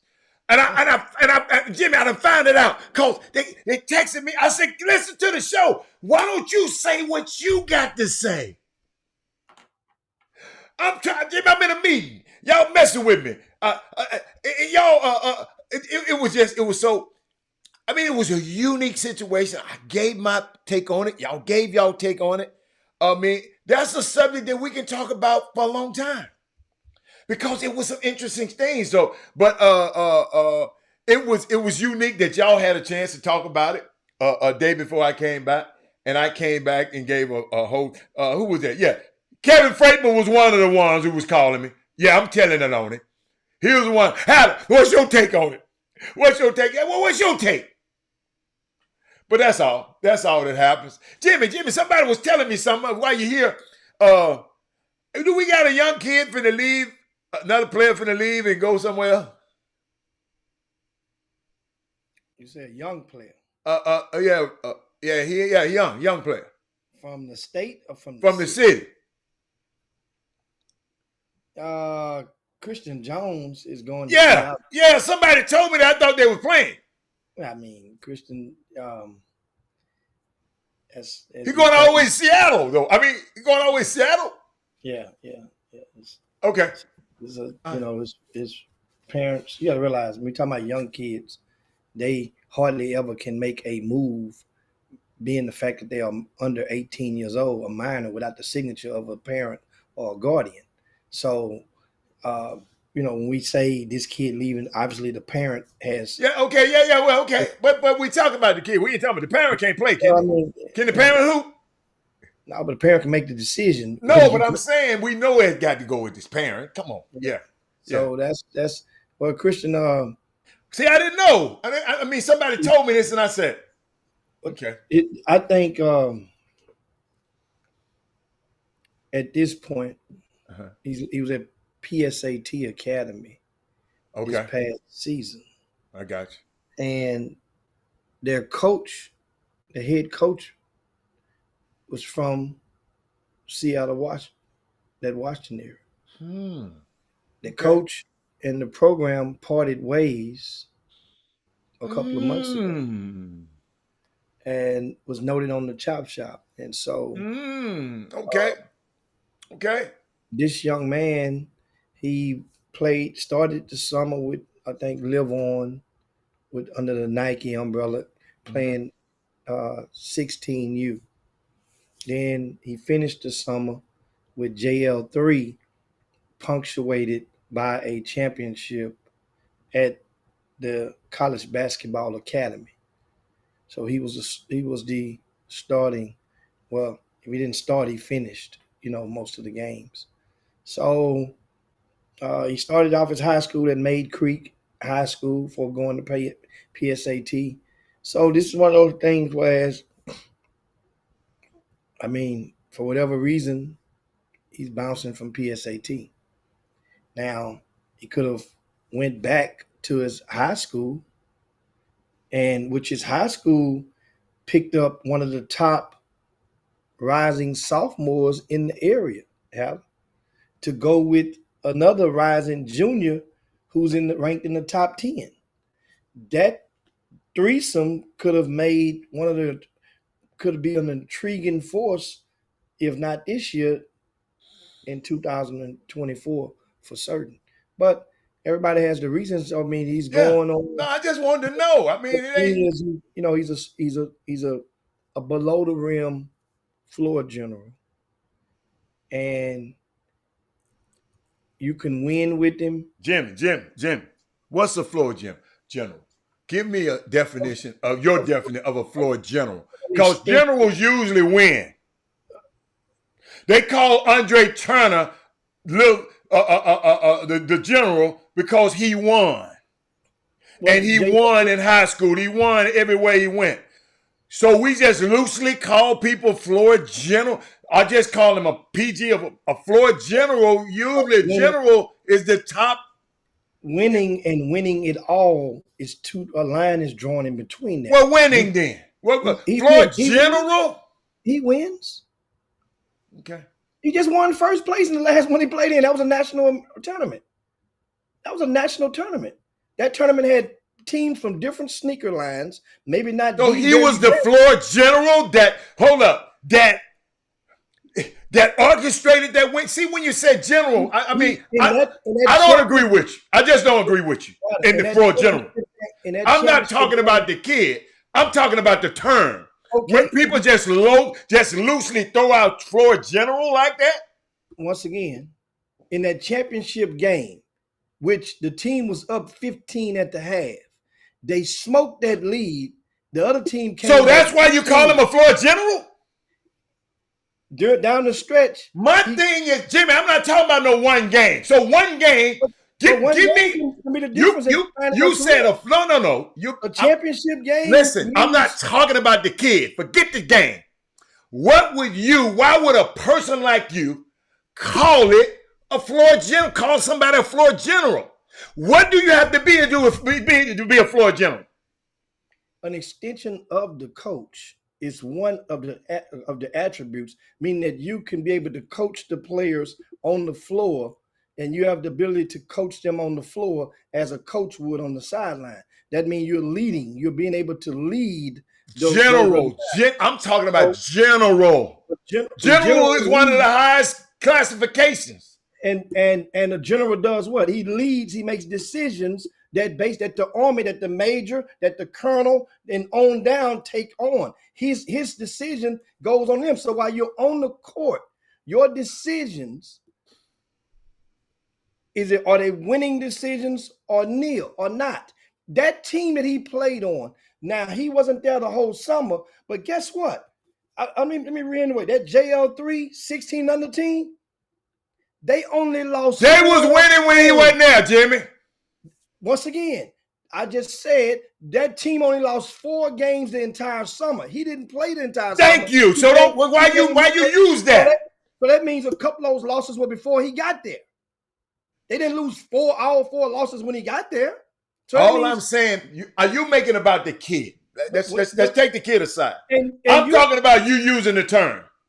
So you just use that term, Luke. So that ain't loosely. How is it loosely? You just asked for a definition. I just gave you 2 or 3 different bullet points of a definition of a floor general. And then you just went on to say, well, floor general, Jimmy. Floor generals is like Chris Paul. That's a floor general. Floor generals is like Isaiah Thomas. When you call it floor general, call him a floor sergeant or a floor private or something like that. So a floor general can only be a professional NBA player? Well, no, we could go to college. We could go to college. A Xavier Wheeler, that's a floor general. So a floor general can only be a college All-American? I'm talking about when you said floor general, when you use that term, when I come to a game, I expect for this dude when you said general, I'm just telling you the term you use, but you just like to loosely throw it out there. So okay, I'm gonna leave it alone. He has plenty of room to grow in. He's a rising junior, and he is I mentioned earlier my description, a below the rim. I don't care about no below the rim guard. That don't mean nothing. So in most cases, that means what that mean? What a below the rim guard mean? Code mean you're little. That's in most cases. That's code for small. A below the rim guard means your game is below the rim. In most cases, there are some guards that can go up and get above the rim. Yes, but they are few and far in between those guys. Now, with this young man, he has measured and sharpened his pencil versus national competition for 3 consecutive summers. However, in a very loaded class of 2025, remember that class that we talked about the whole great state of Texas, he becomes a black ant in a red ant bed when it comes to the talent, the pecking order. There are so many different athletic guards that are above the rim that are in his class from the state of Texas. Now, him going to Seattle makes him a red ant. That's why I mentioned earlier, it might be good for him.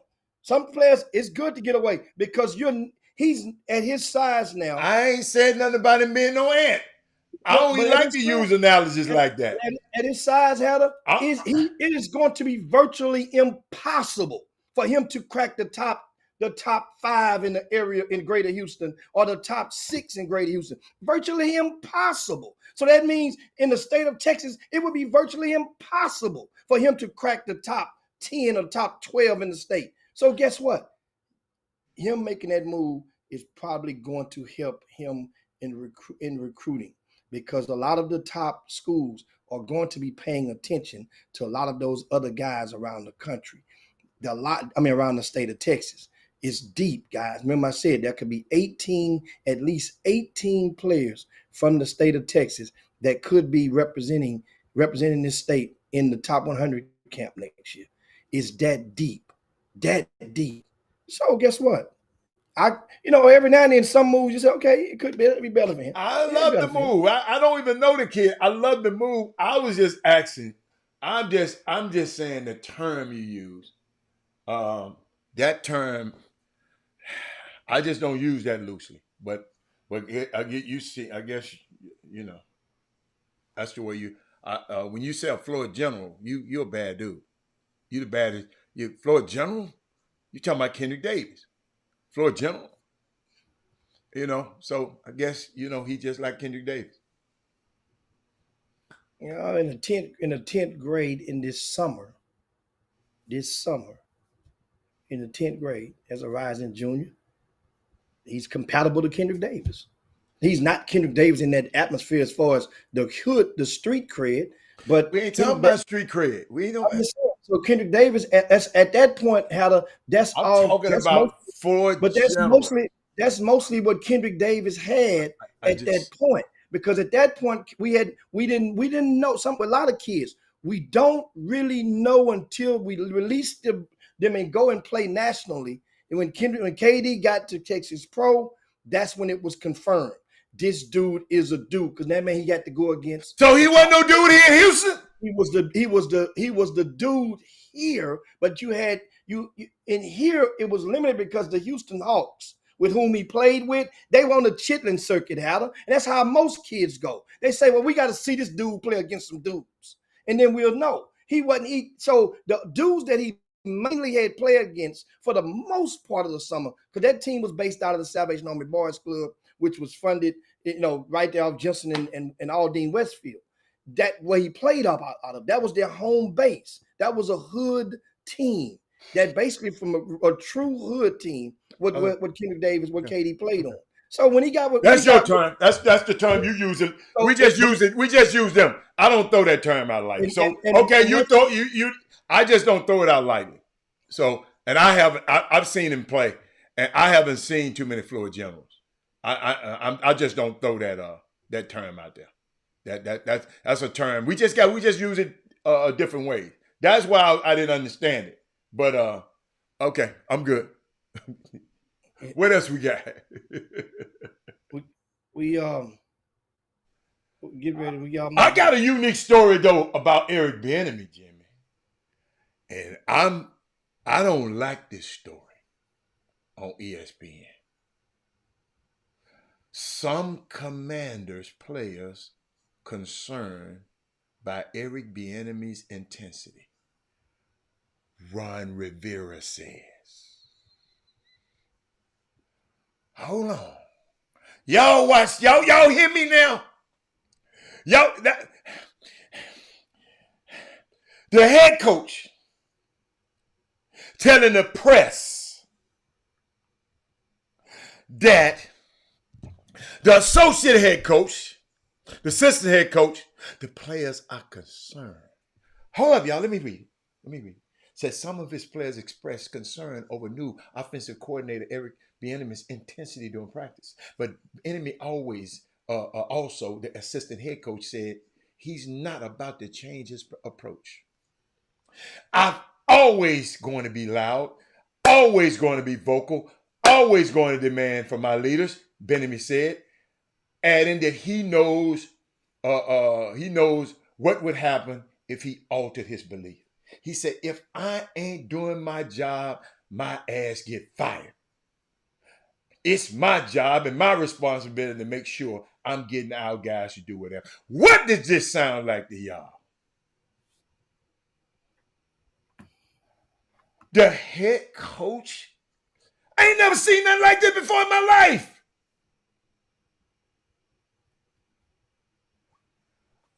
Wow. What is Ron Rivera saying? You're talking about... Yeah, Andy Reid never said that. Y'all, we already talked about this move, Jimmy. We already talked about this move. It was a lateral move instead of a I don't like this. I'm not gonna let it go by. He said, if I'm not doing, I'm gonna look. No, dude. He's talking about it's also a critical year for Rivera in his 4th season. Yes, he got new ownership. The ownership might fire his ass. So that you got new ownership now. This is the same dude that owned James Harden them team. He owns 2 teams. He owned 2 professional. Josh Harris owned 2 professional teams. He owned the Philadelphia 76ers, and now he's a new owner along with Magic Johnson being a minority owner in this business. But look, y'all, I didn't like that, Jimmy. I had to express that because we've been talking about Eric Bieniemy not getting his shot, and once he get his shot to be assistant head coach, this dude said the players concerned by his intensity, what they call him, the angry black man. Heard. I ain't like that one. I don't know about y'all. That one kind of got to me, man. Hold up. He said, they got to understand, we in a grown man's business, he said. My job is to make sure I do the best job to over communicating clearly when I'm getting on them. It's not personal. What's personal is what I want us to win. I expect that particular player to be great at all times. I expect the effort to be the standard for except for all of us. If they don't reach it, my job is to address it. That's why the key was getting their ass whooped last year, Jim. That's why they was getting their head tore off. Because the head coach, Ron Rivera, with his soft ass, he coming up here saying that. So I'm glad to get that. But I know you might not. I don't know if you got a comment on that. But I had to share that with y'all. They about to lose again this year. They've already, that means it's not necessary. Not necessary. You never know. In NBA, you never know. Obviously, players done complain to their head coach. Everybody ain't on board and ain't his style. So somebody then went to complain to the head coach. Head coach. We know that didn't happen. Made a statement in defense of his players over his personnel, whom he had no authority and no his fingerprints was not on this hire whatsoever. How you know? If it was, that statement would not even. But how you know his fingerprints weren't on? Wouldn't be on. Wouldn't you come don't out know nobody until you know him. It wouldn't have come out like that. It wouldn't come out. So you saying management said, I'm hiring him. I don't care what you say. Your ass got 1 year left and you out of here. That's what you telling me. But their actions said it. They but if you, yes, if you, because I ain't never heard this. First time, and I'm around this business every day. First time I ever heard, I'm going by what you just said.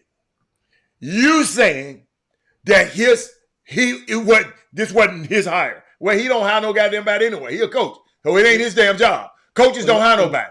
So that's number one. But you listening to the players against your coach? Maybe a specific player. I said this a while ago. When somebody come tell me somebody been talking about me, I don't even talk about the people. I ask, why was he so comfortable talking to you about me? Eric Bieniemy should tell Ron, why was they so comfortable coming to your weak ass talking about me? Interesting. And you can narrow it down to 11 players. Interesting. Ain't he the offensive coordinator? Yeah. So you narrow it down to 11 players on that 60-man roster. I ain't got to narrow it down. I don't have to know who the player is. Jimmy, it ain't going to help me to know who the player is. I'm talking about the coach coming out publicly I don't care what the player says. The players are fucking employees. I don't care about what they say. What? Guess what, player? Just do what this. Y'all were losers playing that way last year. I just come off the Super Bowl winning team. I'm telling you on what we did there. Of course, it's going to be some soft-ass players on there, but it's the coach's job. The head coach's job is to say, oh, whoa. Let's stop practice right now. Come here. Let's get this out right now. Let's get that. Look, it ain't no division between me and him. So don't come to me with that mess. If you got a problem, you come to him. That's how you, because see, a lot of people, they like to talk about people behind their backs. I like to say, hey, let's go. So, I mean, I'm sitting there listening to it. The more I listen to it, Ron Rivera, we got new ownership, baby. Josh Harris just saw you losing.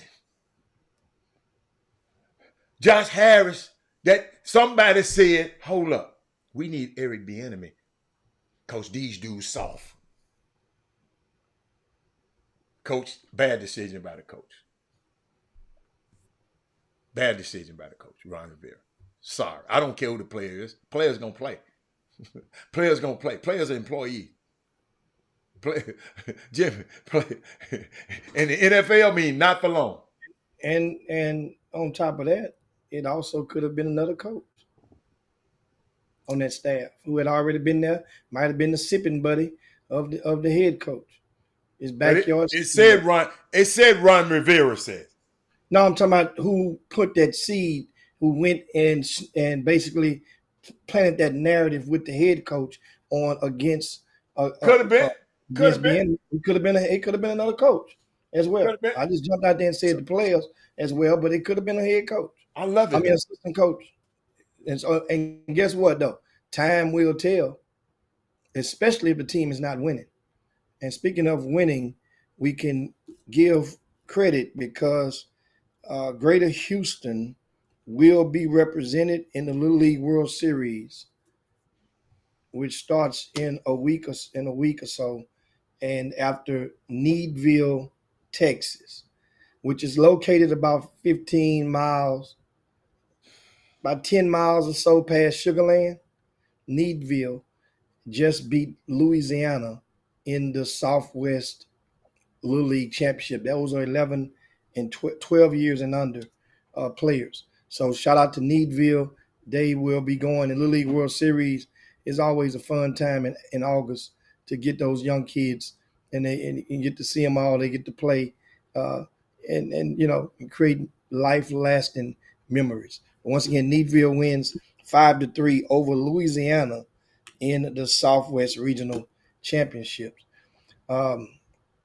Last thing before we get up out of here is yes, USA Basketball or Team USA opened up play with the Mollywop in Puerto Rico last night.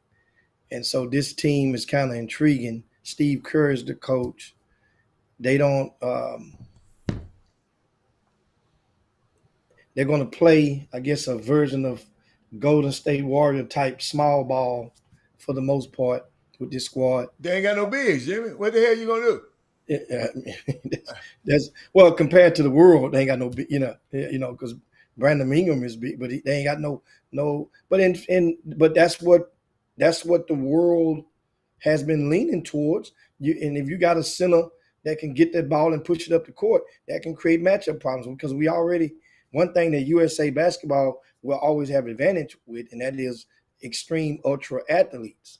I just like what I saw from last night from Ant-Man, which he already is going to have an edge on favor because whenever a young man like him, we rode in the same car together. So, it's going to be a little favor towards him anyway.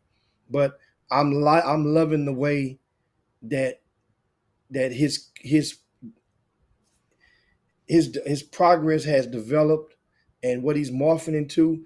And with this particular team, you got Brunson running the point, and and you got Jackson from Memphis on the squad. I He mentioned the best player I seen on the floor. and he's supposed to be the defensive juggernaut. Supposed to be. Well, he's on this team on Best this player on the floor.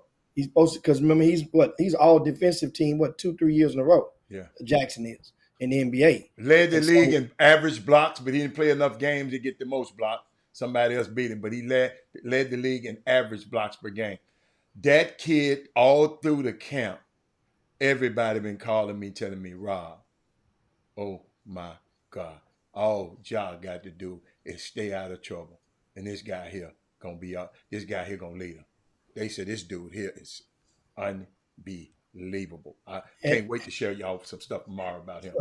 Yeah, and so of course, and like I say, so I don't know who they play next, but that was them beating Puerto Rico by 43 is not a big deal. But Puerto Rico had a pro there now. He ain't played for 40 games in the league. Tremont Waters. He played for Puerto Rico. Ain't nobody supposed to beat you by 40, man. That's adrenaline. We'll see this team here. This team, you got to realize, man, you got some dudes you got to play against. However, we got some dudes now. We got some dudes, but these guys on this team are the NBA. They're our second chair. Oh yeah. In the NBA. Oh, yeah. So after this FIBA, this ain't the league. This ain't the Olympic team. No, this ain't. Yeah. But after this, though, Hatter, somebody, this is where that respect is earned. That way, because you get to see a bunch of all-stars. Basically, they have different guys from different teams. Like I like Halliburton and all of them. I mean, different ones. I like Halliburton. We'll see who can rise up and help to be the leaders of this team. Then some guys gonna rise down and end up being in Harrison. What it is, Harrison Ingram, Harrison Barnes role back when they had the team a couple of years ago, and he ended up not even touching the court. You know who I wish could have stayed on the team because he was doing good. He played on the select team. Cade Cunningham. He was killing him. But he was on a select team who played against him. And they wanted to pick him for the regular team. He said, no, I'm telling you, I'm load management. I ain't finna go over there and do that because I've been injured. I'm not. He just wanted to show because he wanted to get because he's going to be a future Olympian. So he wanted to get his head, get his mind right. But Paulo was on this team too. Yeah, Paulo was on the team. Paulo wasn't hurt last year though. Paulo going, like I said, we're gonna see as we check it out, the progression. And also, speaking of pros playing, I guess that's the new style now, since a lot of guys, instead of just playing in the Drew League or the No Excuses Pro League or whatnot, certain pros now are opting to go and play with other countries, Americanized pros. I'm talking about. No, because they couldn't play over here. You talking about Eric Gordon? He wasn't gonna make the damn team over here. No, I'm just saying, but he could. Those guys would normally be playing in the pro-am leagues, and so now instead of not Eric Gordon over last, he ain't playing no pro. They cashing that out to go, and join and play. Like Eric Gordon and I think DeAndre Jordan played with Dominican Republic against Kansas, and they beat Kansas. Somebody else played on. They beat the. But they got it won 8 points. I didn't watch the game. I don't know what that 8 was. I forgot who played. I thought that wasn't the Dominican. Wasn't that Bahamas? Because Buddy Hield then was on that team. Was it Bahamas? Might have been Bahamas. I don't know. Kenny and them playing Dominican Republic. They look good. Oh, that means Kansas played the Bahamas. Yeah. So Buddy Hield was the third guy on that team, and guess what? Yeah. Remember, I said that's what I'm saying. When you got those, even though don't get it twisted. So U of A supposed to lose to them guys tomorrow. They're supposed to, but we want to see if they're going to be competitive. How competitive they will be. Just like Kansas lost this game, people losing their mind. Like they lost by 8 points to these dudes. And are you serious? Lost 8 points to these dudes. That's not bad. Eric Gordon is still he's maybe back to his 6-man role that he won 6-man of the year with, or he can start. If he don't start, he's gonna finish games. Yeah, he's gonna be better than a college player anyway. And a guy like we laugh at DeAndre Jordan. I didn't know he was playing. I didn't know he was playing. He must ain't got shit. He must ain't got nothing else to do. Remember, he played one game in the championship. He won a ring. He can sign autographs. Now they walk up to him, sign some autograph. You know, hey, you know why he dying now, man? You know, they toss one up. He part of Herb fraternity. That Jordan down there, he getting it in. Man, you toss him up everywhere, man, around here. And so, man, I went to get me some French's chicken the other day, man. The little dude who came and checked, you know, how they check you in and you stand in line. You know, they come in and scan you while you're in line in the car. Yeah. Man, that little boy was smelling just like weed, man. I said, dude, man, take a shower, man, before you come to work, man. Come on, man. You got a job, man. Don't come here like that, dog. That man was smelling so bad. I mean, I know he's a wolf. It just woofed right in the car. But what was you about to say? I'm sorry. You just made me think about that weed. Think about the Cougars who actually will be. Oh, they play tonight. Yeah, playing this evening against that. We don't know which Australian guys actually show up. That's the roster that we were referring to over the on the Chop Shop. Yeah. We don't know which ones are actually going to. Is it any way you can watch it? Because you can watch Memphis. They fed it from. They have a link. I haven't seen it. The Cougars link. Chris Gardner. Got a link. Okay. Search him on Twitter. Okay. And Chris Gardner follows University of Houston extensively. Okay. He's a U of H grad, and he also covers girls basketball sports as well. And if you follow him, Chris with a C. I mean with a K. Chris with a K. Yeah, I got it. Him, and he will possibly, if they have a link, he will supply it on his Twitter feed. That's, like I said, I'm curious. I want to see this team because I'm excited. I want to see him after some rest. You around here talking about some shooting percentage. Them motherfuckers flew 20 hours. My old ass flew 4 hours last night. I ain't recovered yet. I need another nap. No. The thing was with them is that they shot that bad and still won by 40. Yeah, they shot that bad and won by 40. But my flaw was with them, and that still stands. Free throw is that you got out rebounded by this team. U of H don't never get out rebounded.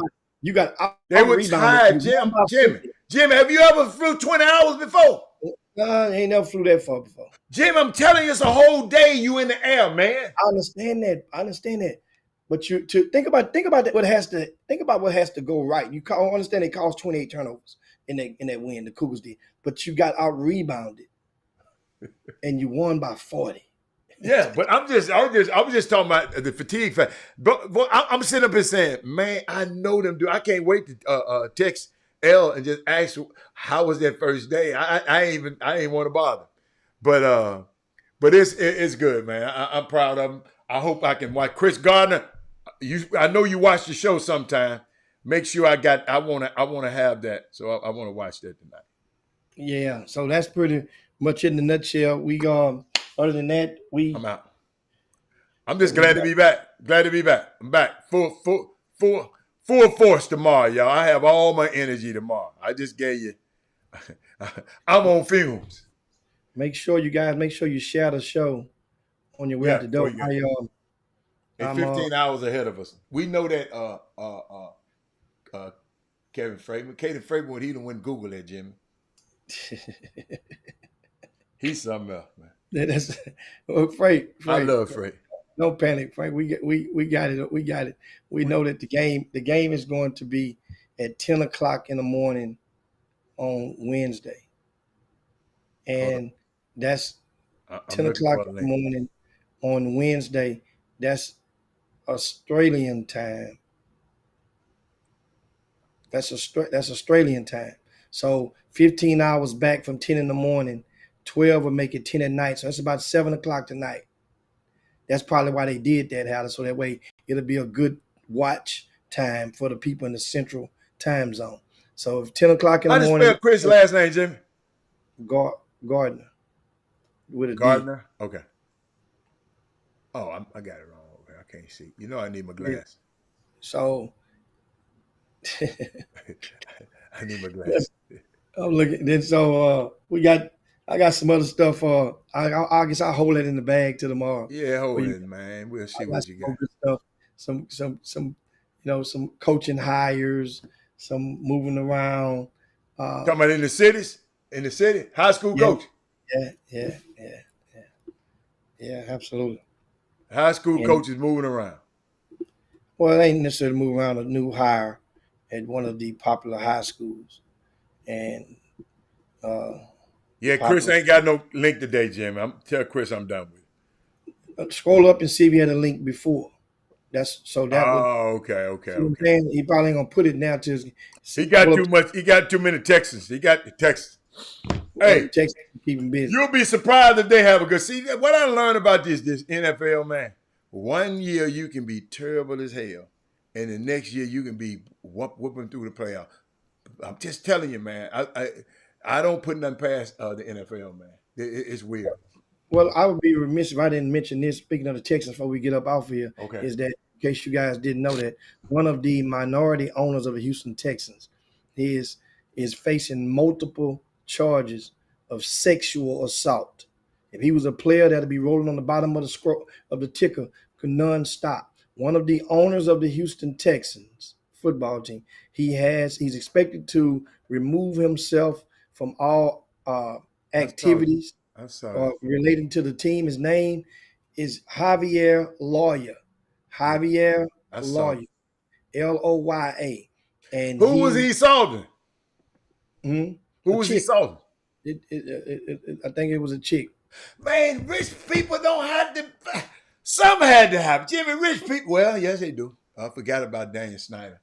I forgot about Bill Cosby. Okay, I'm sorry. These Jews ain't got no game, man. Poor fellas, I'm praying for them. Rod Wells, we just said that. Rod Wells, Jimmy, he done posted on, I think, ain't that what you just said? That man talking about they started C.J. Stroud. Duh! In the first scrimmage. Jimmy, he gonna start the first game. In the first scrimmage. A Jimmy. lot of people, they trying like hell to push back against it. And I'm like, no, why? they ain't. No, they This ain't. dude is playing with house money this year. The head coach is playing with house money right now. Understand, he can experiment in whatever form or fashion. Coach, he ain't experiments. Jimmy, you play the number 2 pick. This the number 2 pick in the draft. You play him. You already know what Osiris Davis Mills got. We can plug and play him at any time. Now, the 15th, the 16th, the 17th pick, you might not play him. But the number 1 and the number 2 pick, you play them. That's historically. You play them too. Aaron Rodgers wasn't no top pick. That's why he was on the bench. He wasn't no top 10 pick. Kaepernick. Mahomes didn't start when he came in there. Yeah, but he wasn't no top 3 pick. And he wasn't no top 3. Our young fella from Alabama, from Channelview, he came there behind. He wasn't no top 3. He was a 2nd round pick, Jimmy. You're not listening. In a controversy, he came in there with. Don't listen carefully. 1 and 2 starts. The rest of them, 1, 2, and 3 starts. The rest of them, then you throw it up in there. 2nd round, yeah, you don't start. Pat Mahomes wasn't no top 5 pick. Nah. You know Tom Brady wasn't. You know, no. If you in one of them top 3 spots, they ain't getting you in one of them spots. They paying you premium dollars. They want to get all they can out of you on your rookie deal, Jimmy. Because guess what? They know you finna ask for that bag in that 2nd deal. They want to get all you can. They can get out of you. If this quarterback is good in those rookie years, guess what? I get to win because I can pay everybody else. I ain't got to pay the quarterback right now because I got to pay him that money later. So, yes, he going to start. Y'all, they can play around with David Mills and David Tills and all them other guys if they want to. They're going to lose with this guy. You see what Chicago did. What's my boy name? They lost with him, and now he's supposed to – Chicago going to make a turn today. What is his name? Fields. Fields had to play. Got to play them top guys. But let's get out of here, man. Yeah. I had fun with y'all, man. Trey Phillips, he asked me about the third baseman, the little kid. Hey, man, I like him. He reminded me of Terry Pendleton back from the Atlanta Braves back in the old day. Little chubby third baseman for the Louisiana team. How he went over in the hole. They hit a bullet down the line. He went over in the hole and stabbed it, right? Rolled on around like a pro. Didn't even touch the ground with his knee. And God been fired the young fella out from Needville. Good. Hey, that young fella right there has a good. Hold up, Jim. Hold up. They want to hear this. They want to hear this one time. Hold up. Wait a minute. Hold up. Let's see. Hold up. Let me see this. That is the same riverfront No. That ain't the one. that the Trump rally took place just 24 hours before. And that's the same riverfront that 2 hours before. I don't know why everybody wants me to talk about this Alabama, bro. Honey, is it because I am in... I've been going through hell that whole week. The devil been on me all that week. I just had so much frustration on me. So that lady, she just got what she deserved. And when I throw her in the river, like every weight came off of me. I ain't finna let nobody I know. She throw the lady in the river. I ain't not in front of me. I don't care who I'm mad with. I don't care I'm mad with you. But if I know you from the coke, two-lane coke, it ain't gonna be nothing like that. You ain't going down like that. We gonna stick together. We might argue and fuss, but when we come from the coke, we gonna stick together. And you ain't had nothing but putting your hands on dang. Y'all come way from Selma down here talking about some Trump. Damn Trump. Trump run that thing up in Washington, D.C. But see, Trump got y'all beat down in Montgomery. Come down here in Montgomery playing with us, baby. Come down here in two-lane coke playing with the right one. You play with the right one from the coke, from the project, with throw hands at y'all. Y'all thought this stuff gonna end. Y'all gonna win, but baby, we gonna win. Y'all play with my ancestors like that. The slave. I ain't no slave. You ain't gonna come toward me to my washing your clothes, washing your children. Baby, I ain't watching nothing. Y'all redneck came down here, you came for this smoke, and you got this smoke, and you gonna keep getting this smoke. I don't care, Miss Liz, I don't care if she mad or nothing. I don't give a damn. I'll do it again. You put your hand on Damon Dane, I'm gonna come back for you again. I don't care about these white folk on that boat. Come on, y'all putting y'all hands on them. Y'all didn't say nothing when them put their hands on Damon Dane. Y'all didn't care about him. You ain't even ask nothing about him. You worrying about your boat and your job, baby. You gonna always get a job. One thing about God, he always gonna prepare for you. He always gonna give you what you want and what you need. God ain't did nothing but show me what was going on. That's all God did. He showed me the whole week. The whole week, I was stressed out that whole week. But I ain't never went on that boat fussing or arguing with none of my co-workers about what my life was going on. I don't been going through. You both work for the boat, Jimmy. I had to play it. Kevin Framer wanted to see that again. I love that lady, two-lane coat. Jimmy, don't you take your ass down to two-lane coat, talk crazy. Cause Damon Dane, I guess that's the dude, the scary name was Damon Dane. Dane. Oh, okay. She said you put, I knocked in the water. She said I knocked in the water. I don't care. I love that lady, man. No, that lady, that lady wasn't ignorant. That lady would have some truth. You can call her what you want. That lady, she wasn't ignorant. She knew exactly. Ignorant means you don't know what you're talking about, her. That lady knew exactly what she was talking about. Yeah, just because she doesn't articulate it the way that that Barbara Jordan said it, but you understand everything she said. What she meant, and that's the thing that we often have mistaken. People that can't deliver or orate properly or as good as the next, we think that we apply ignorance to it. Yeah. It's not the case. Everybody, guess what? If we get a pen and start writing, it looks a lot better on paper, don't it? That can't write worth a damn. Yeah. And guess what? There are a lot of times we see that you can't write worth a damn. We say, "Oh man, he dumb." No, this means that guess what? Some people you can't oratate it, Jimmy. You got to be an orator. That stuff it don't come. I didn't even want to hear them, Coach. I was finna tell him about Moses. Moses had a speech impediment. But he sure know how to say, let my people go. He didn't study when he told Pharaoh that. So, but no, that lady, she had some great truth. But we'll see y'all tomorrow, man. Let me get out of here. Man, time to get on up out of here, man. Y'all share the show on your way out the door on the day. Make sure, once again, share your show on the way out the door. Your way out the door on this Tuesday. We'll be right back at it on tomorrow in the Chop Shop. Peace, guys, and be careful out there. Be safe. Yeah. Peace. We up out of here. Chop Shop. Jim Hicks. Rob Hatter. You are now tuned in to the Chop Shop. I'm Retro. Let's get it. We in the Chop Shop, we live in the Chop Shop. We talking sports talk, we live in the Chop Shop. We in the Chop Shop, I'm talking sports talk. So turn your dials up, it's live in the Chop Shop. We in the Chop Shop, we live.